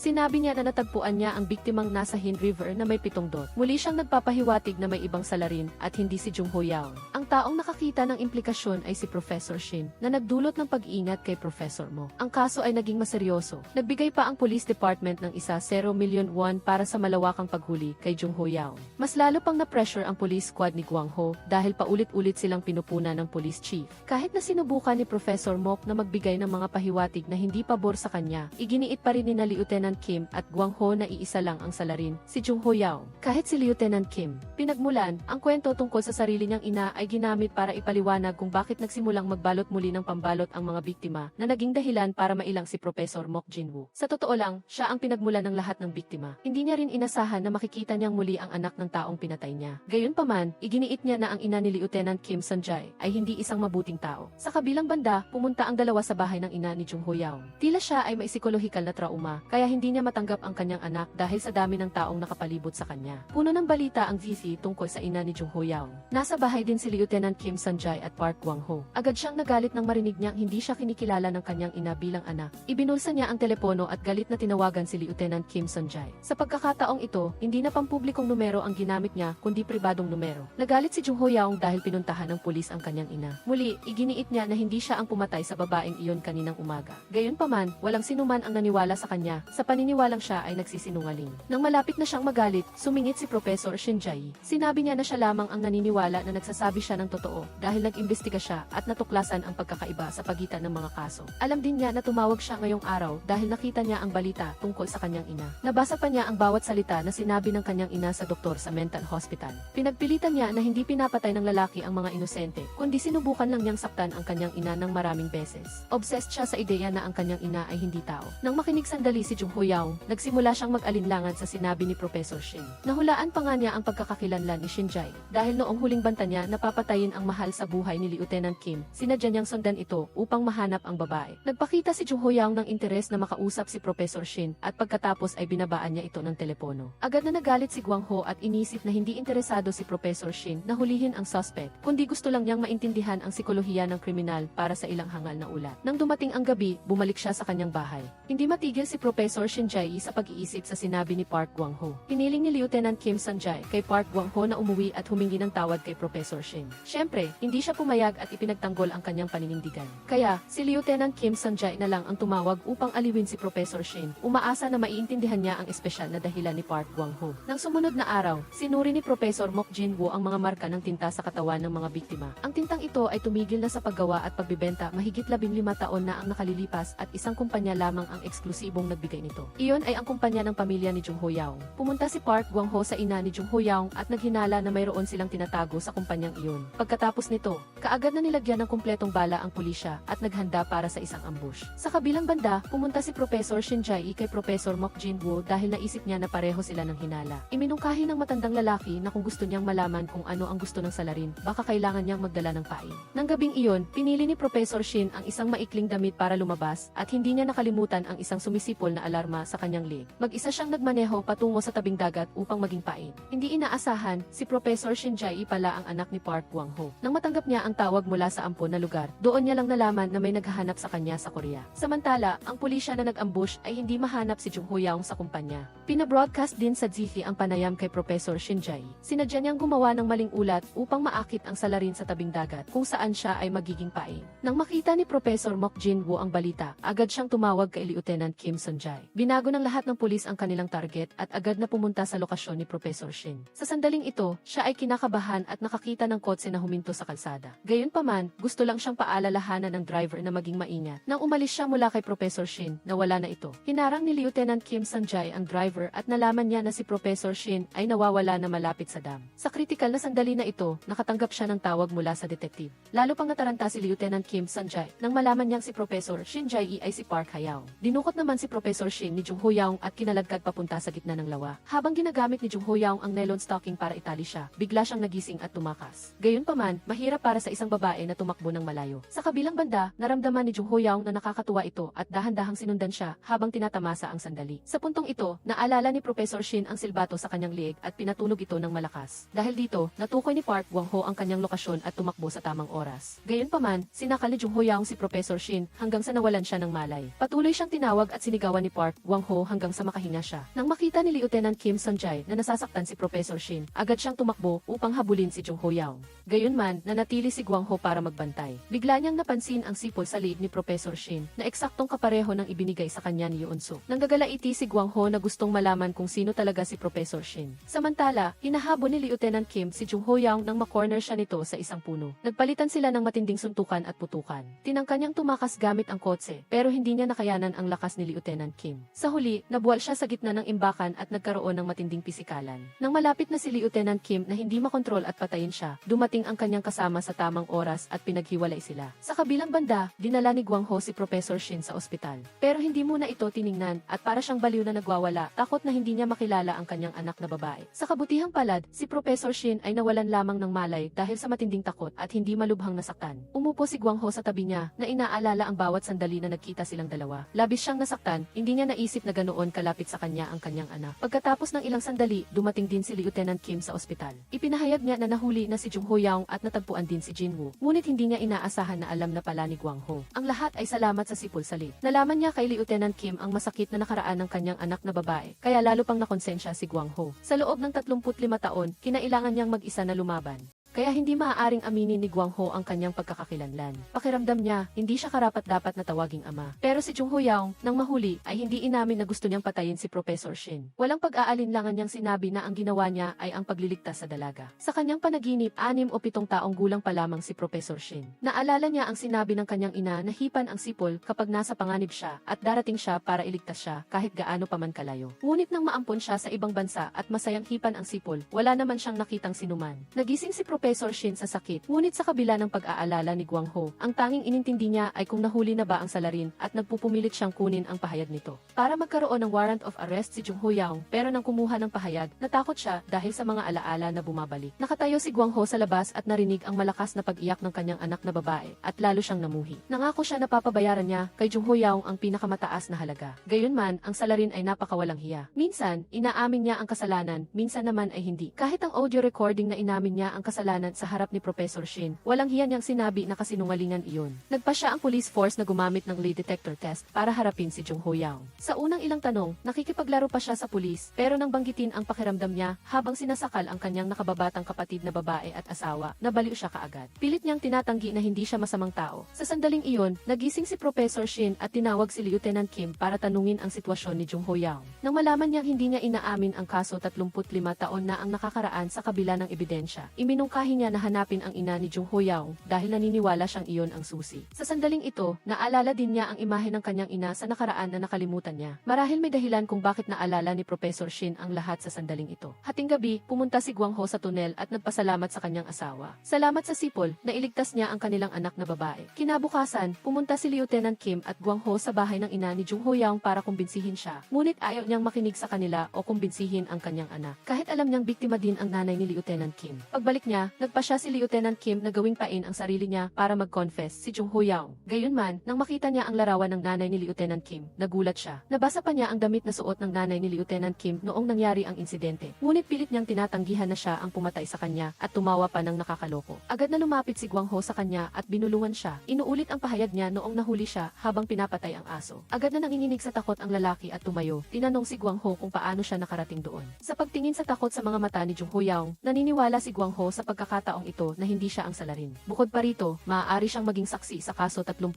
taon na ang nakakaraan. Tumakbo si Gwang Ho para hanapin siya at pumunta siya sa kanyang ina. Walang tigil na sinabi ng ina ni Jung Ho Yaung na mamamatay tao siya at hindi siya tao. Sinumpa pa niya ang sarili niyang anak. Sinabi ni Lieutenant Kim ang pagdududa ni Gwang Ho kay Professor Mok at sa sandaling iyon, nagpa siya si Jung Ho Yaung na tawagin si Lieutenant Kim para umamin. Matapos marinig ang lahat, nagalit si Lieutenant Kim at sinakal siya at binugbog siya ng husto. Gayunman, kalmadong inalok ni Gwang Ho sa kanya ang sigarilyo. Tinanggihan hindi lang ni Jung Ho Yaung, kundi sinabi pa na masama ito sa kalusugan. Agad itong nagpatunay na hindi niya pinatay ang nanay ni Lieutenant Kim dahil ang salarin ay isang naninigarilyo at 58 taong gulang na si Jung Ho Yaung. Ay nagpatunay na siya ang nakasaksi sa pagkamatay ng nanay ni Lieutenant Kim, pero sa hindi malamang dahilan, iginigiit niya na siya ang may kasalanan. Nang dalhin siya sa detention room, pumunta si Professor Mok para hanapin si Jung Ho Yaung. Tinanong niya si Jung Ho Yaung kung siya ba ang saksi sa kaso 35 taon na ang nakakaraan. Pagkatapos noon, nakatanggap si Gwang Ho ng balita na nagpakamatay si Jung Ho Yaung dahil napagtanto niya na ang salarin ay si Professor Mo. Kalmado pa rin ang lalaki at gumamit siya ng psychological trick. Pinapaalala sa kanya ang mga alaala sa mental hospital. Bukod pa rito, ang tono niya ay kamukhang-kamukha ng sananay ni Jung Ho Yaung. Sa huli, gumana ang trick at nabaliw si Jung Ho Yaung at nagpakamatay. Bago iyon, nag-iwan pa siya ng isang clue kay Gwang Ho at iyon ay ang Pasko. Kinabukasan, pumunta si Lieutenant Kim para sabihin kay Professor Mok ang tungkol dito. Sa sandaling iyon, nakita niya si Gwang Ho at napagtanto niyang siya ang detective 35 taon na ang nakakaraan. Bagaman mahirap maunawaan, nakita niya itong lubhang kawili-wili. Matapos ipagsama-sama ang lahat ng mga pangyayari, napagtanto ng police station na nagkamali sila sa lahat ng bagay. Kaya, nagpasya silang muling buksan ang kaso at muling magsagawa ng investigasyon. Nagdududa si Lieutenant Kim na ang salarin ay nagpatuloy sa paggawa ng krimen matapos ang 35 taon dahil siya ay naprovoke. Hiniling ni Captain Song ang tulong ni Professor Shin, ngunit ayaw ni Gwang Ho. Ito ay talagang isang sunod-sunod na sorpresa. Hindi siya makapaniwala na ang anak ng kanyang senior ay malapit lang, pero sa pagkakataong ito, wala na silang pagpipilian kundi tukuyin ang criminal psychology. Sa istasyon, sina Lieutenant Kim at Gwang Ho ay nag-iisip ng husto tungkol sa salitang Pasko na iniwan ni Jung Ho Yao. Biglang naalala ni Gwang Ho ang isang bagay sa kotse ng dating biktima na may nakaukit na pangalan ng biktima. Agad na pumunta sina Lieutenant Kim at Gwang Ho sa mga simbahan para hanapin ang pangalang Pasko. Sa huli, nakakita sila ng isang taong may ganoong pangalan. Gayunman, ang hitsura at edad niya ay hindi tumutugma sa suspect. Pero mula doon, nalaman nila na may isa pang tao na may pangalang Pasko na nawawala. Kinailangan pa ng pulisya na maghanap ng karagdagang impormasyon. At sabay itinatago ang kanilang investigasyon na nakakapagod. Sa sandaling handa na silang umalis, dumating si Professor Mok para makisali. Bagaman lubos na nagtitiwala si Lieutenant Kim sa kanya, sa pamamagitan ng intuition, pinigilan ni Gwang Ho si Professor Mok na maging interesado sa kanilang iniimbestigahan. Kinabukasan, pumunta ang dalawa sa kulungan kung saan nakakulong si Jung Ho Yang para kunin ang autopsy report. Tunay na nagpakamatay siya, ngunit may bumisita sa kanya bago iyon. Nang malaman ni Gwang Ho na si Professor Mok ang taong iyon, nagduda siya. Pero lagi itong nagpapakita ng mukha na parang wala siyang ginagawang mali. Dagdag pa rito, sinisisi niya pa si Gwang Ho sa pagiging masyadong mahigpit sa kanya. Nang makita na hindi maganda ang sitwasyon, agad na gumawa ng dahilan si Lieutenant Kim para hilahin si Gwang Ho palayo. Sa kabilang banda, si Professor Shin ay nag-iisip ng husto. Sa pag-iisip tungkol sa motibo ng salarin para magsimulang pumatay muli, nagduda siya na ang pagkamatay ng middle-aged na babae na may 5 tuldok sa kanyang paa ay ang dahilan. Posibleng hindi alam ng salarin na buhay pa ang taong pinatay niya at nasaktan nito ang kanyang ego. Pagkatapos noon, sunod-sunod na nangyari ang mga katulad na kaso. Sinimula ng pulisya na tukuyin ang mga tao na maaaring may access sa impormasyon tungkol sa pinakahuling kaso ng middle-aged na babae, ngunit hindi pa rin nila mahanap ang salarin. Si Gwang Ho naman ay nag-iisip pa rin tungkol sa salitang Pasko na naiwan. Nakasulat ito sa fountain pen ink, nakapareho ng lagi-laging dala ni Professor Mo. Agad siyang tumayo, inaalala ang nakakalokong ekspresyon sa mukha ni Professor Mo. Sa wakas, nalaman din niya na ang propesor ay ginagawang tanga sila. Mas lalo pa siyang naging mas matalino kaysa sa inaakala dahil alam niya ang bawat galaw ng pulisya. Tumakbo si Gwang Ho papunta sa laboratorio niya pero nakaalis na ito. Tinawagan pa niya si Gwang Ho, inamon siyang hanapin siya. Binalaan pa niya siya na ayaw na niyang pumatay ng iba dahil sa kanya. Inamon niya si Gwang Ho na magkita sa basement para tapusin ito, tulad ng araw na una silang nagkita. Sa sandaling ito, nalaman din ni Professor Shin na ang taong naghahanap sa kanya sa police station. Pumunta siya para tingnan kung sino at nalaman niyang si Lieutenant Kim pala. Samantala, tumatakbo na si Gwang Ho papunta sa swimming tunnel kung saan naghihintay na si Professor Mo. Hindi lang siya hindi natatakot, kundi tinawanan pa niya ang masamang kapalaran nilang dalawa. Mas mainam pa kung si Gwang Ho ay pumunta dito. Dahil kung mangyayari iyon, kung namatay si Gwang Ho, walang record na magpapatunay dito. Lumalabas na ito ang parehong pamamaraan na ginamit niya sa pagpatay kay Gwang Ho, bata pa. Isang araw, pumunta si Gwang Ho, bata pa, kay Professor Mo para tanungin siya. Dinala niya ang isang matanda para sa libreng check-up. Ngunit pagkatapos naturukan siya ni Professor Mo ng tinatawag na vitamina, bigla itong namatay. Dahil iginigiit ni Gwang Ho, bata pa, na alamin ang katotohanan, nagalit siya. Kaya, paggabi, pinatay niya ang matandang babaeng nag-alaga kay Gwang Ho bilang bihag. Doon niya inakit si Gwang Ho sa labas at sinakal siya hanggang mamatay. Umisi si Professor Mo kay Gwang Ho dahil nang una niya siyang makilala, muntikan na siyang matawa ng malakas. Kitang-kita naman na pinatay na niya si Sergeant Park, ngunit nakakita siya ng isa pang Sergeant Park. Naglaban ang dalawa sa loob ng tunel ng mahabang panahon. Halos mapatay na si Gwang Ho ng masamang propesor, ngunit nakatakas ito. Tumakbo si Gwang Ho pasulong, walang clue. Sa sandaling ito, narinig niya ang tunog ng lumang speaker at nakita ang pamilyar na bombilya. Sa kabilang banda, sumisigaw si Professor Mok ng baliw at hindi makita si Gwang Ho. Napagtanto niya na nakabalik na siya sa nakaraan at tumakbo si Gwang Ho papunta sa bahay. Nang makita ang pamilyar na tanawin, muntikan na siyang mahimatay sa sobrang emosyon. Binuksan niya ang pinto ng bahay at nakita ang imahe ng kanyang asawa na naglalaba. Niyakap ng dalawa ang isa't isa at umiyak ng malakas. Nang kumalma na sila, napansin ni Yoon Sok ang mga kakaibang damit sa katawan ng kanyang asawa. Sinabi pa ni Gwang Ho sa kanyang asawa na ang bata sa kanyang sinapupunan ay isang babae, habang hindi pa niya alam. Sa modernong mundo, nang marinig ni Professor Shin na si Gwang Ho ay ang kanyang ama, hindi siya naniwala. Akala niya ay nag-imbento lang si Lieutenant Kim ng kwento para lokohin siya, hanggang sa sinabi niya ang tungkol sa sipol sa kanyang leg. Mukhang alam din ni Professor Shin na nakuha niya iyon sa kanyang tunay na ina. Umalis siya para umuwi at sinubukang tawagan si Sergeant Park. Nang walang kaalam-alam na nakabalik na ang kanyang ama. Kinaumagahan, nalaman ng police chief na lihim lihim na iniimbestigahan ng team ni Lieutenant Kim ang kaso. Galit na galit siya at inakala na nababaliw na sila at hiniling na itigil ito kaagad. Gayunman, wala namang nakinig sa kanya at tumango lang sila. Sa sandaling ito, tinawagan ni Professor Shin si Lieutenant Kim na nagulat na nawawala si Gwang Ho. Agad na nag-alala sina Captain at Lieutenant Kim dahil alam nilang walang mapupuntahan si Gwang Ho. Sa sandaling ito, nagagalit din si Professor Mok dahil napagtanto niyang nawala ang kanyang fountain pen, samantalang nasa kamay na ito ni Gwang Ho sa nakaraan. Kung nasa 2017 siya, tiyak na makikilala niya na ang ifihi ng biktima at nahuli na ang matanda. Ngunit dahil wala pa itong pag-unlad, maaari lang niya itong itago muna. Pumunta si Gwang Ho sa kanyang istasyon, ngunit napagtanto niya na ito ay binuwag. Wala siyang nakilalang sinuman sa mga taong nasa paligid niya. Bukod pa rito, wala siyang anumang ebidensya para akusahan si Professor Mo. Sa kabutihang palad, nakilala niya ang reporter na si O, at sa wakas ay mayroon na siyang isang kasama para imbestigahan ang kaso. Sinabi niya sa reporter na ang ikalimang biktima ay buhay pa rin at basta't mahanap siya, maaari nilang akitin ang salarin palabas. Sa kabilang banda, sabik na sabik si Professor Shin na mahanap si Gwang Ho. Gayunman, ang huling clue na natanggap nila ay ang phone alarm sa ilalim ng lawa. Sa sandaling ito, nalaman ni Professor Shin ang tungkol kay Captain Song. Ay kakampi ng kanyang ama. Ang mundo ay talagang may mga hindi kapanipaniwalang bagay na gusto niyang itanong kay Gwang Ho. Nakakalungkot lang na sa ngayon, hindi pa rin alam kung buhay o patay na siya. Sa sandaling ito, nakita ni Gwang Ho ang bahay ng ikalimang biktima na nakaligtas. Natakot ang babae at tumakbo nang marinig niya ang kipulis. Sinubukan ni Gwang Ho na kumbinsihin ang babae na magbigay ng pahayag upang matulungan ang iba pang babae na hindi nalantad sa panganib. Gayunman, takot pa rin ang babae at ayaw niyang magbukas. Nawalan na ng pag-asa si Gwang Ho at wala siyang magagawa kundi maghintay. Sa kabilang banda, si Professor Shin, kasama ang Captain at Lieutenant, ay pumunta sa tunel para hanapin siya. Tumingin si Captain sa dulo ng tunel at sinabi na kung makakabalik si Gwang Ho, magiging magandang bagay iyon. Kung mangyayari iyon, masasagip niya ang pagkabata ng kanyang anak na babae, tulad ng gusto niya. Sa wakas ay natupad din ni Gwang Ho ang kanyang pangako sa kanyang asawa at dinala niya ito sa pagbubukas ng pantalan. Naging masaya sila sa isa't isa at naghanda silang salubungin ang bagong miyembro ng pamilya. Hindi lang alam ni Gwang Ho na kung malaman ng kanyang anak na babae sa kasalukuyan ang tungkol dito, paano niya haharapin ang katotohanan. Sa katunayan, si Professor Shin ay nag-iisa na pumunta sa ika-negatibo 2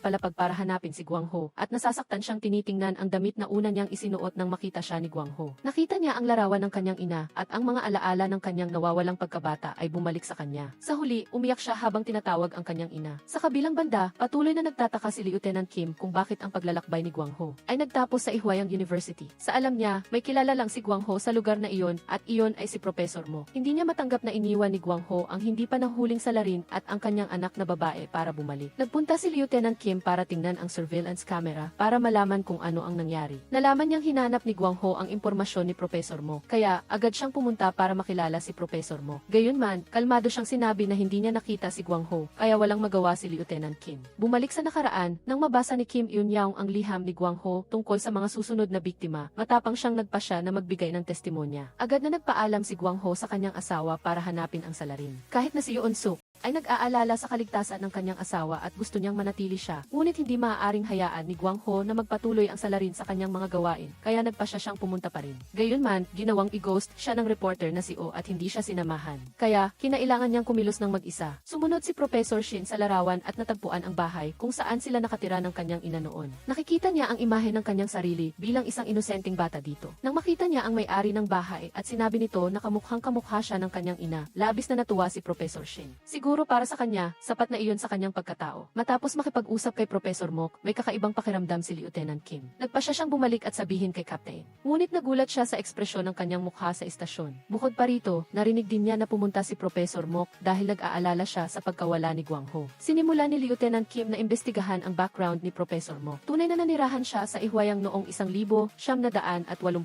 Akala ni Professor Shin na mali ang kanyang hinala, kaya pumunta siya para kausapin si Professor Mok. Kalmado pa rin siyang nag-analisa tungkol sa pagkakaroon ng maraming serial killer. Pagkatapos, tinanong niya pa si Professor Shin kung nahanap na niya ang taong naghahanap sa kanya. Nang marinig niyang sinabi ni Professor Shin na nawawala na ang taong iyon, nagduda siya. Sinundan niya si Professor Shin para makinig at nalaman niyang siya pala ang anak ni Detective Park. Sa sandaling ito, nakita ni Gwang Ho sa nakaraan ang bahay ni Professor Mok noong bata pa siya at kasabay nito, may kakaibang bagay na natuklasan si Lieutenant Kim. Tumakbo siya para tanungin ang isa pang forensic professor dahil paulit-ulit na sinasabi ni Professor Mok na sinakal ang biktima ng maraming beses at isang beses. Natuwa pa ang babaeng propesor dahil ang pagkasakal ay ginawa sa parehong pampito at ang masakit na resulta. At ang tungkol sa pagkasakal ng isang beses o maraming beses, ang salarin lang ang nakakaalam nito. Sa sandaling iyon, nakaharap ni Guang Ho si Professor Mok sa nakaraan. Sa una, nagpanggap siyang walang alam hanggang sa binanggit ni Guang Ho ang mga pangalan ng biktima at nataranta siyang tumakbo. Nagkaroon sila ng matinding habulan sa tunel,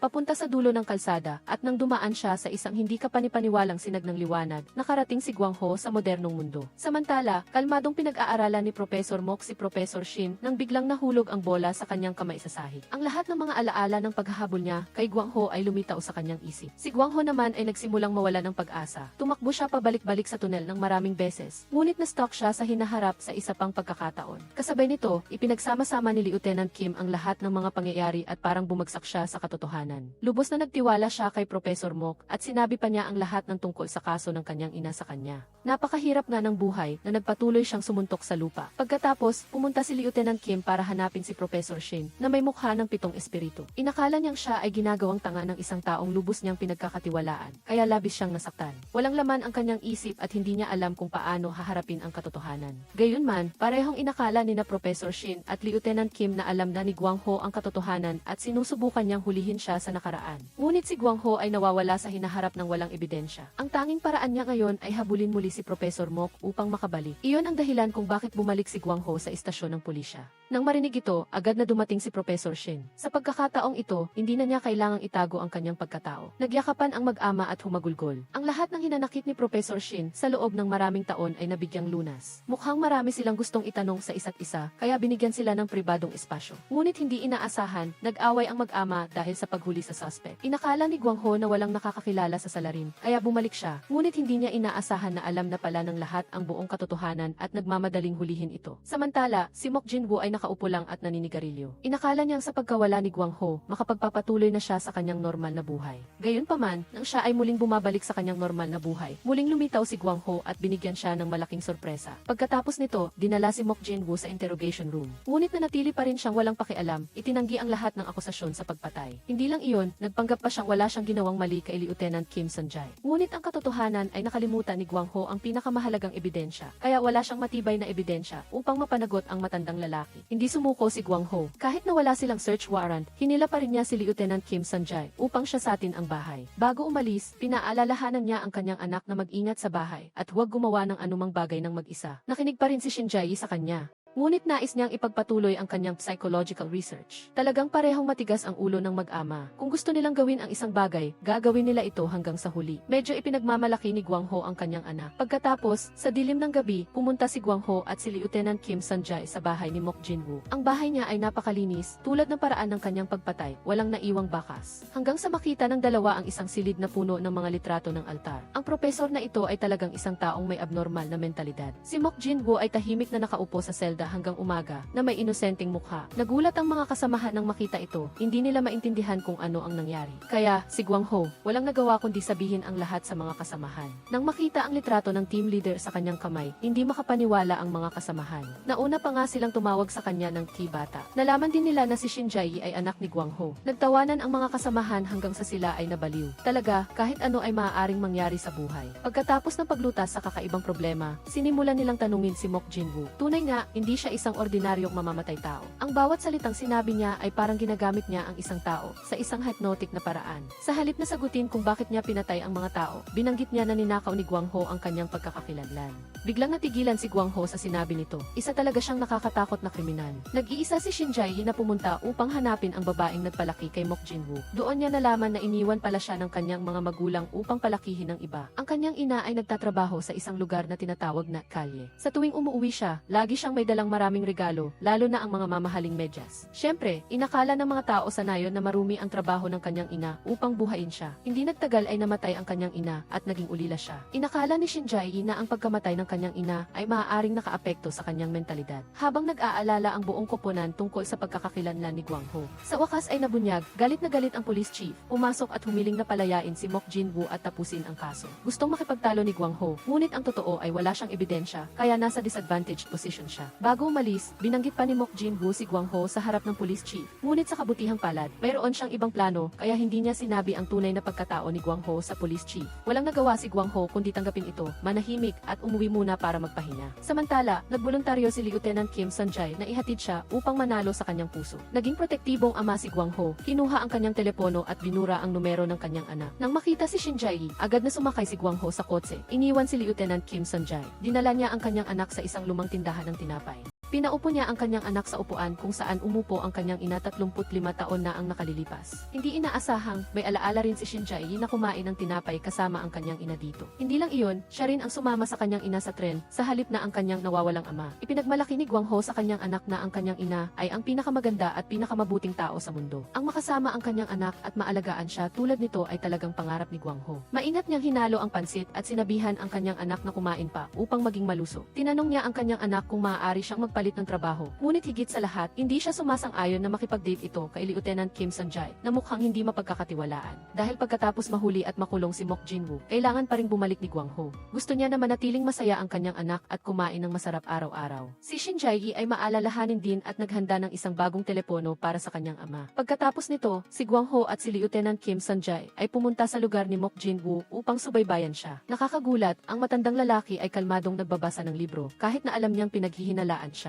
Ngunit pagkatapos maghintay ng matagal, natuklasan ni Gwang Ho na matagal na pala itong tumakas gamit ang isang daoble. Sa isang madilim na gabi, sa daan pa uwi, isang babae ang pinatay ni Mok Jin-woo. Malinaw na gusto niya lang hamunin si Gwang Ho na maghanap ng ebidensya laban sa kanya. Nagalit si Gwang Ho nang dumating siya sa crime scene. Sa paa ng biktima, hindi niya rin iniiwanan ang mga tuldok tulad ng dati dahil nawala na ang kanyang panulat. Nagmadaling pumunta si Gwang Ho sa pinagtatrabahuhan ni Mok Jin-woo. Kalmado siyang inanyayahan ni Mok Jin-woo na uminom ng tsaa na inihanda niya. Nagwala si Gwang Ho at binugbog siya, ngunit umuwi pa rin siyang galit dahil wala siyang ebidensya. Hinamon pa niya si Lieutenant Kim Sun-jae na nagsasabing marami pang ibang kawili-wiling bagay sa laro. Sa sandaling ito, si Shin Jae na nagtuturo sa klase ay nakapulot ng panulat na nalaglag ng isang estudyante. May naisip siya at dali-dali siyang tumakbo upang sabihin sa kanyang ama. Isang bahagi ng kanyang alaala ang nagbago at lumitaw ang panulat. Dinala ito ni Gwang Ho sa bahay at itinago. Siya at ang kanyang ina ay lihim na itinago ang panulat at hinintay ang kanyang mga magulang na maglaro ng treasure hunt. Sa daan papunta dito, sinubukan ni Shin Jae na alalahanin kung saan niya ito itinago. Ngunit wala siyang maalala. Kaya, pumunta si Shin Jae upang hanapin ang photo album sa tanggapan ng prinsipal at tiningnan itong muli. Naalala niya na ang panulat ay itinago sa loob ng stuffed beer. Sa sandaling sumakay siya sa kotse at pupunta sana sa police station para sabihin sa kanyang ama, biglang lumitaw si Mok Jin-woo at hinarang ang kanyang pinto. Nilihim pala niyang inilagay ang isang listening device sa isang chess piece at ibinato kay Lieutenant Kim Sun-jae. Kaya, sa pagkakataong ito, naunahan niya si Shin Jae. Dinala niya si Shin Jae sa trunk ng kotse habang tumatawa ng may abnormal na pag-iisip. Hindi niya inaasahan na bibigyan siya ng tadhana ng isang ganoong kawili-wiling laro. Sa kabilang banda, si Gwang Ho ay labis na nag-aalala. Nakaupo lang siya sa sahig na naghihirap, naghihintay kay Lieutenant Kim Sun-jae. Pagdating ni Kim Sun-jae, inikot nilang dalawa ang lahat ng TV's camera sa daan ngunit walang nakitang bakas. Kinidnap ni Mok Jin-woo si Shin Jae, iginapos ang kanyang mga kamay at paa at inilagay siya sa trunk ng kotse. Sa kalagitnaan ng daan, na-flat ang gulong ng kotse kaya kinailangan nilang huminto upang magpaayos. Narinig ng mekaniko ang isang kakaibang ingay mula sa trunk kaya nais niyang alamin kung ano ito. Kalmado lang ang mukha ni Mok Jin-woo, ngunit ang totoo ay nakatago na ang kanyang armas sa kamay. Sa kabutihang palad, nakatanggap ng bigla ang tawag ang mekaniko na nagligtas sa kanyang buhay. Sa daan, narinig ni Shin Jae ang pag-alis ng tao, kaya natakot siya. Agad na binuksan ni Mok Jin-woo ang trunk at ininiksyonan siya upang mapatahimik. Sa kabilang banda, sinusubukan pa rin ng police team na hanapin ang destinasyon niya. Sa kabutihang palad, nakita nila ang saksi na siyang mekaniko. Kaya mabilis nilang nalaman ang lokasyon. Ngunit ang matandang lalaki ay masyadong nakatago, kaya mayroon pa silang oras upang tanungin siya. Sinabi niya na tatanungin lamang niya si Shin Jae ng 3 beses tungkol sa kinaroroonan ng fountain pen. Pagkatapos ng 3 beses at hindi niya nakuha ang sagot, mamamatay siya. Sa unang tanong, nanahimik si Shin Jae. Sa ikalawang beses, nawalan na ng pasensya ang matandang lalaki at sinakal siya upang takutin. Sa takot, sinabi ni Shin Jae, nasa iyong bansa ito ngayon. Pinilit ni Mok Jin-woo si Shin Jae na tumawag sa ibang bansa upang hilingin na ipadala ang fountain pen sa universidad. Gayunpaman, ang pagpapadala ay tatagal ng hindi bababa sa 3 araw upang makarating. Tinanong ni Mok Jin-woo si Shin Jae kung ano ang gagawin nila habang naghihintay. Ngayon, salamat sa impormasyon, alam na ni Gwang Ho at ni Lieutenant Kim Sun-jae na sinabi ni Shin Jae na ang panulat ay nasa England. Gayunpaman, walang panulat na katulad ng inilarawan niya. Agad na nakipag-ugnayan si Lieutenant Kim Sun-jae sa isang tao doon at hiniling na magpadala ng peking panulat sa kanya upang linlangin siya. Samantala, nakita ni Shin Jae-i ang isang painting sa pinto at tinanong kung si Mok Jin-woo ba ang nagpinta nito. Dati ay tinanong niya si Jung Ho-young kung nahuhumaling ba siya sa mga damit na suot ng kanyang ina. Ngunit marahil ang taong tunay na nahuhumaling ay si Mok Jin-woo. Hindi nagkamali si Shin Jae-i sa kanyang hula tungkol sa nakaraan ng kanyang pagkabata. Madalas siyang iniiwan ng kanyang ina upang lumabas kasama ang ibang mga lalaki. Sa bawat oras na iyon, suot ang kanyang ina ng maikling damit at mahabang medyas. Minsan, nang lumabas ang kanyang ina, nagwala siya at pinunit ang lahat ng damit nito. Simula noon, madalas na niyang pinapatay ang mga babaeng may katulad na estilo ng pananamit. Paulit-ulit niyang ginagawa ang pagpatay sa kanyang ina dahil sa psychological obsession. Ngunit iginigit niya pa rin na karapat-dapat mamatay ang mga babaeng iyon. Agad itong tinutulan ni Shin Jae-i at sinabing isa lang siyang mamamatay tao dahil gusto niya. Ang abnormal na matandang lalaki ay walang pinagkaiba sa mapanganib na kriminal na si Jung Ho-young. Sa pagkarinig nito, nawala ng kontrol ang matandang lalaki at tumayo, nakatitig kay Shin Jae-i. Tumingin si Shin Jae-i at tinanong siya, "Gusto mo ba akong patayin? Sinadya mo na namang pumatay ng walang dahilan." Ang sinabing ito ay nag-udyok sa matandang lalaki. Ngunit dahil lagi niyang iniisip na mailayunin ang kanyang pagpatay, tumakas siya. Naalala niya ang pagkakataong binigyan siya ng kanyang ina ng panulat at pagkatapos ay tinawag siya ng taxi pauwi. Sa sandaling umalis siya, tinawag ng driver ang kanyang ina na isang maruming babae. Agad siyang nagwala at sinakal ang driver hanggang mamatay. Sa araw na ang package mula sa ibang bansa ay nakatakdang ihatid, naghanda na ang police team at maagang pumunta sa universidad upang mag-abang. Tinakpan niyang maigi ang bibig ni Shin Jae-i at pagkatapos ay nag-iisa siyang umalis. Si Lieutenant Kim Sun-jae at si Gwang Ho ay sumunod ng malapit sa delivery man, ngunit nahuli pa rin sila ng isang hakbang. Dahil mayroon pa rin siyang listening device na nakakabit kay Lieutenant Kim Sun-jae. Ngunit nang buksan niya ang package, isang ordinaryong panulat lamang ito. Sa kabilang banda, desperado na ang police team nang napansin ni Lieutenant Kim Sun-jae ang chess piece sa harap niya. Pagkatapos malaman ang tungkol sa kamera, galit na tumakbo si Gwang Ho upang hanapin ang kanyang anak. Sa sandaling iyon, nagwawala na si Mok Jin-woo sa lugar ni Shin Jae-i. Pagkatapos nito, dumating si Gwang Ho sa silid ni Shin Jae-i at narinig ang recording ng ina ni Mok Jin-woo. Mula doon, hinanap niya ang file ng ina ni Mok Jin-woo at nalaman ang address ng kanyang bahay. Sa kabilang banda, dahil ayaw talagang sabihin ni Shin Jae-i kung nasaan ang panulat, nagsimula na ang matandang lalaki sa psychological game. Binanggit niya ang taong hinahanap ni Shin Jae-i, si Park Gwang-ho. Nang tanungin siya kung ano ang pakiramdam niya sa pagkakaroon ng ganoong batang ama sa kasalukuyang panahon, nag-imbento pa siya ng kwento na pinatay ni Gwang Ho ang tunay na Park Gwang Ho at ninakaw ang kanyang pagkakakilanlan bilang isang police surgeon. Nagbanta siya na sasabihin niya sa pulisya ang tungkol sa bagay na ito. Ngunit sa alaala ni Shin Jae-i, sinabihan siya ng kanyang ina na sabihin lang ang tungkol sa panulat kapag nakabalik na ang kanyang ama at naglalaro sila ng treasure hunt. Dahil dito, nanatili siyang tahimik. Nang nawala ng pasensya ang matandang lalaki at susubukan na niyang saktan si Shin Jae-i, biglang may narinig na sirena ng pulis sa labas. Nang dumating si Gwang Ho, kinuha na ni Mok Jin-woo si Shin Jae-i at tumakbo palabas. Sa daan, itinulak niya si Shin Jae-i mula sa kotse at tumakas mag-isa. Pagkatapos dalhin si Shin Jae-i sa ospital, hindi siya pumayag na magpahinga. Sinabi niya kay Gwang Ho na mayroon na siyang ebidensya at kailangan na lang nilang hanapin si Mok Jin-woo. Nagkasama silang tatlo na pumunta sa bahay ni Shin Jae-i. Nahanap niya ang stuffed beer at kinuha ang fountain pen na itinago niya noon. Agad na ipinakita ng resulta ng FFI analysis na may mga bakas ng mga kamakailang biktima. Gayunpaman, sa mga kaso 35 taon na ang nakakaraan, masyadong matagal na para makahanap ng mga bakas. Wala rin itong bakas ng ina ni Lieutenant Kim Sun-jae. Kinabukasan, mag-isa na namang bumalik si Shin Jae-i sa lumang bahay ni Mok Jin-woo. Umakyat siya sa attic na lagi niyang tinititigan. Sa itaas ay isang maliit na silid kung saan siya naghihintay sa kanyang ina araw-araw. Nahanap niya ang isang tumpok ng mga magazine na madalas niyang basahin sa isang makapal na tala-arawan. Sa sandaling ito, nasa simbahan si Mok Jin-woo. Nararamdaman niya ang anino ng kanyang nakaraan na nakaupo kasama ang isang lalaki. Ang lalaki ay may mga tatoo na nagpapakita ng bilang ng mga taong pinatay niya sa Vietnam War. Sinabi rin niya kay Mok Jin-woo na kailangan niyang patayin ang lahat ng taong nagtatangkang salakayin ang kanyang teritoryo. Nagmamalaking binuksan niya ang pinto ng simbahan. Walang sinuman ang makakahanap sa Hero's Mask at poprotektahan niya ang kanyang teritoryo sa lahat ng paraan. Patuloy na sinusuri ng police team ang pag-ugali ni Mok Jin-woo. Iniisip nila na mananatili siya sa kanyang nakagawian na pumunta sa mga pamilyar na lugar upang pumatay. At target ang mga babaeng nagpapaalala sa kanya ng kanyang ina. Sa gabi, nag-abang ang mga pulis sa lugar kung saan nagtatrabaho ang kanyang ina. Pagkatapos ng ilang sandali, napansin ng team leader na sinusundan niya ang isang babaeng nakasuot ng maikling damit. Agad na sumugod si Gwang Ho upang lapitan siya. Ngunit hindi pala ito si Mok Jinwoo. Sa sandaling iyon, naisip ni Gwang Ho ang tanong ng kanyang anak noon, bakit nahumaling si Mok Jinwoo sa fountain pen? Siyempre, tama ang kanyang hula. Siya ay nasa bahay ni Shin Jae upang hanapin siya. Sa kanyang pagdating, agad siyang sinakal sa sahig upang maghiganti kay Gwang Ho. Nang nahanap niya ang talaarawan ni Mok Jinwoo, binasa ni Shin Jae ang lahat ng nakakatakot na pahina tungkol sa pagpatay. Ang pinakamahalaga ay nalaman niya na ang fountain pen ay bigay ng kanyang ina, kaya nakumpirma niya na siya ang susunod na target. Gayunpaman, handa na ang police team sa labas upang subaybayan. Nang sinasakal na si Shin Jae hanggang sa halos hindi na siya makahinga, sinira ni Gwang Ho ang pinto at pumasok. Kahit na nahuli siya, hindi siya nagmamadaling tumakas at sinubukan pa rin niyang sakalin si Shin Jae.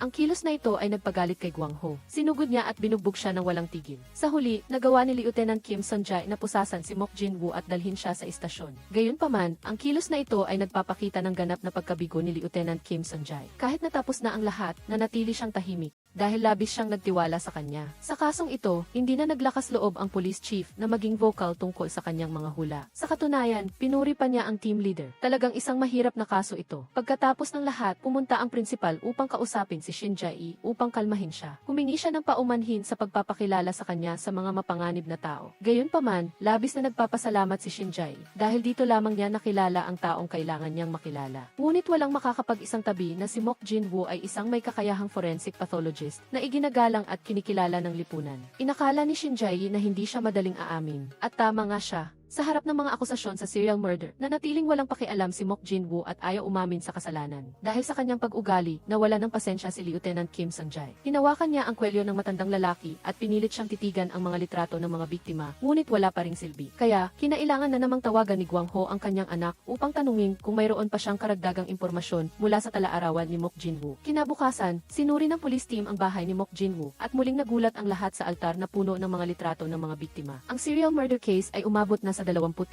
biktima. Kung isasama pa ang batang Park Gwang Ho, magiging 26 na ang bilang. Malinaw na maaari nilang konklusyon na ang lalaking ito ang pumatay. Ngunit ayaw nilang manatiling nakabaon ang mga kaso. Dahil sa obsesyon ni Mok Jinwoo sa kanyang ina at sa fountain pen, iminungkahi ni Lieutenant Kim Sun-jae na ang susunod na plano ay ang mental na stimulasyon. Nagdala si Lieutenant Kim Sun-jae ng isang serye ng mga lumang litrato ng ina ni Mok Jinwoo at sinabi pa nga na magkamukha sila. Noong una, hindi niya kinamumuhian ang kanyang ina dahil lagi itong nakangiti sa kanya. Ngunit nang makita niya ang ngiti na iyon na para sa ibang lalaki, nagsimula na siyang mag-isip upang protektahan ang kanyang ina. Tulad ng ang aking ina ay hindi ganyang klase ng babae. Pagkatapos, ang puot sa kanyang puso ay unti-unting lumago at sumabog nang makita niyang namatay ang kanyang ina. Siguradong namatay siya dahil marumi siya. Nang marinig ito, unti-unting napuno ng pag-iyak ang kanyang dibdib. Ngunit nanatili siyang tahimik, humisip pa nga siya upang inisin ang mga pulis. Pagkatapos, natuklasan ni Shin Jae ang isang espesyal na pahina sa talaarawan ni Mok Jinwoo. Alam niya na tinatapos niya ang isang espesyal na misyon, kaya wala siyang natatanggap na kaparusahan sa loob ng maraming taon. Mula doon, nakumpirma ni Shin Jae na ang kahinaan niya ay hindi ang kanyang ina, kundi ang kanyang sarili. Dahil naniniwala siyang ginagawa niya ang tamang bagay, na ang pagpatay sa masasamang tao sa lipunan.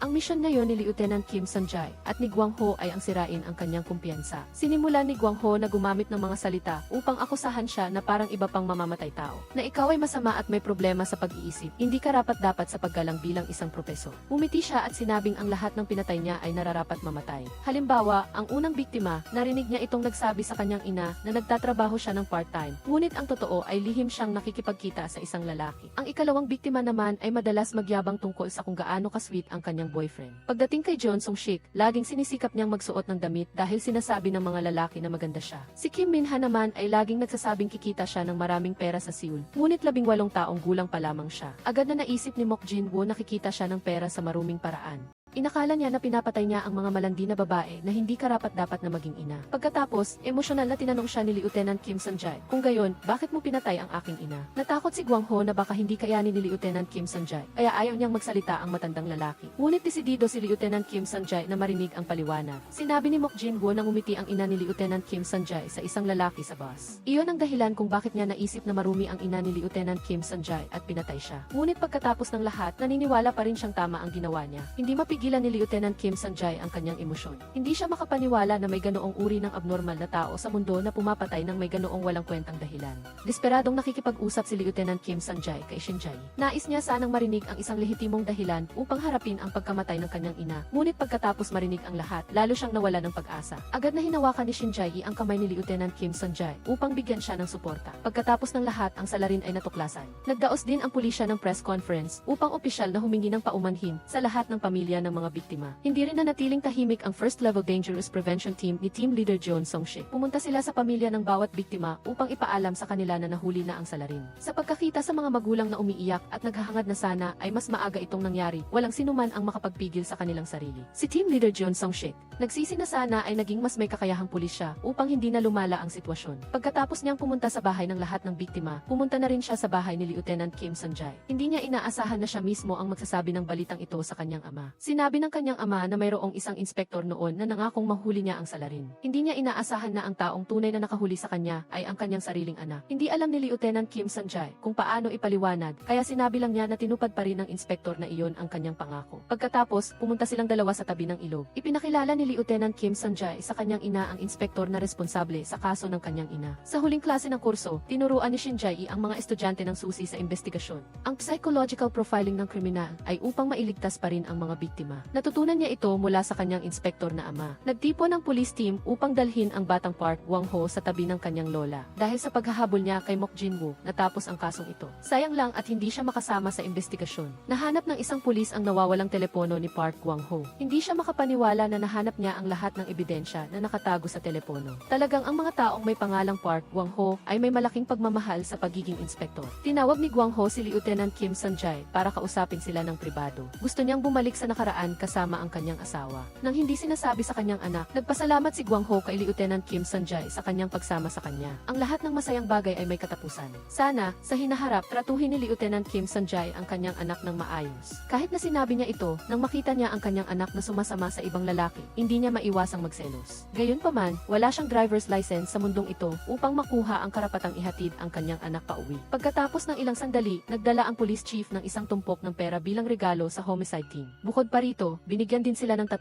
araw na bakasyon at sinabihan silang magdiwang ng Ingrande. Ngunit marahil ito na ang huling pagkain ng team. Walang sinuman sa kanila ang gustong bumalik si Gwang-ho. Ngunit sa katotohanan, hindi nila siya mapipigilan na bumalik sa kanyang pamilya. Biglang naging tahimik ang kapaligiran kahit na sinubukan ni Gwang-ho na maging masaya. Sa huli, pagkatapos ng party, ang natira na lang ay ang malaking pagsisisi ni Gwang-ho. Nagpaalam siya sa kanyang mga kasamahan sa huling pagkakataon at pagkatapos ay sumakay sa kotse kasama si Lieutenant Kim Sanjay upang umuwi. Sa buong paglalakbay na magkasama sila, tiyak na mayroon pang maraming hindi masabi si Lieutenant Kim Sanjay. Pagka-uwi, tinawagan ni Gwang-ho ang kanyang anak upang ipaalam sa kanya. Sa unang pagkakataon, naghanda siya ng isang malaking hapunan para sa kanyang ama. Kahit na hindi sinabi ni Gwang-ho, nahulaan ni Shinjay na ito na ang huling pagkain nila. Pagkatapos kumain, pinaalalahanan ni Gwang-ho ang kanyang anak sa lahat ng bagay. Kahit na hindi siya masyadong sumasang-ayon. Ngunit sinabi pa rin niya sa kanyang anak na tawagan si Lieutenant Kim Sanjay kung may emergency. Pagkatapos ng lahat ng pagsisisi, kinailangan ni Gwang-ho na lumunok ng kanyang luha at bumalik kasama si Jeon Sung-shik. Araw-araw, masigasig pa rin siyang humuhuli ng mga kriminal. Pagkatapos ng 2 taon, hindi sinasadya, tinulungan niya ang isang buntis na babae na manganganak. Pagkatapos ng tulong, tinanong siya ng babae kung ano ang pangalan niya. Nagkataon na Park din ang apelyido ng kanyang ex-husband. Kaya pala ipinanganak si Corporal Park Gwang-ho noong 2016 na. Pagkatapos ng lahat, umuwi si Gwang-ho sa kanyang asawa at 5 buwang gulang na anak na babae. Bukod pa rito, madalas na dumadalaw ang batang si Lieutenant Kim Sanjay. Napakabata pa niya, ngunit nakilala na niya ang kanyang mga biyenan.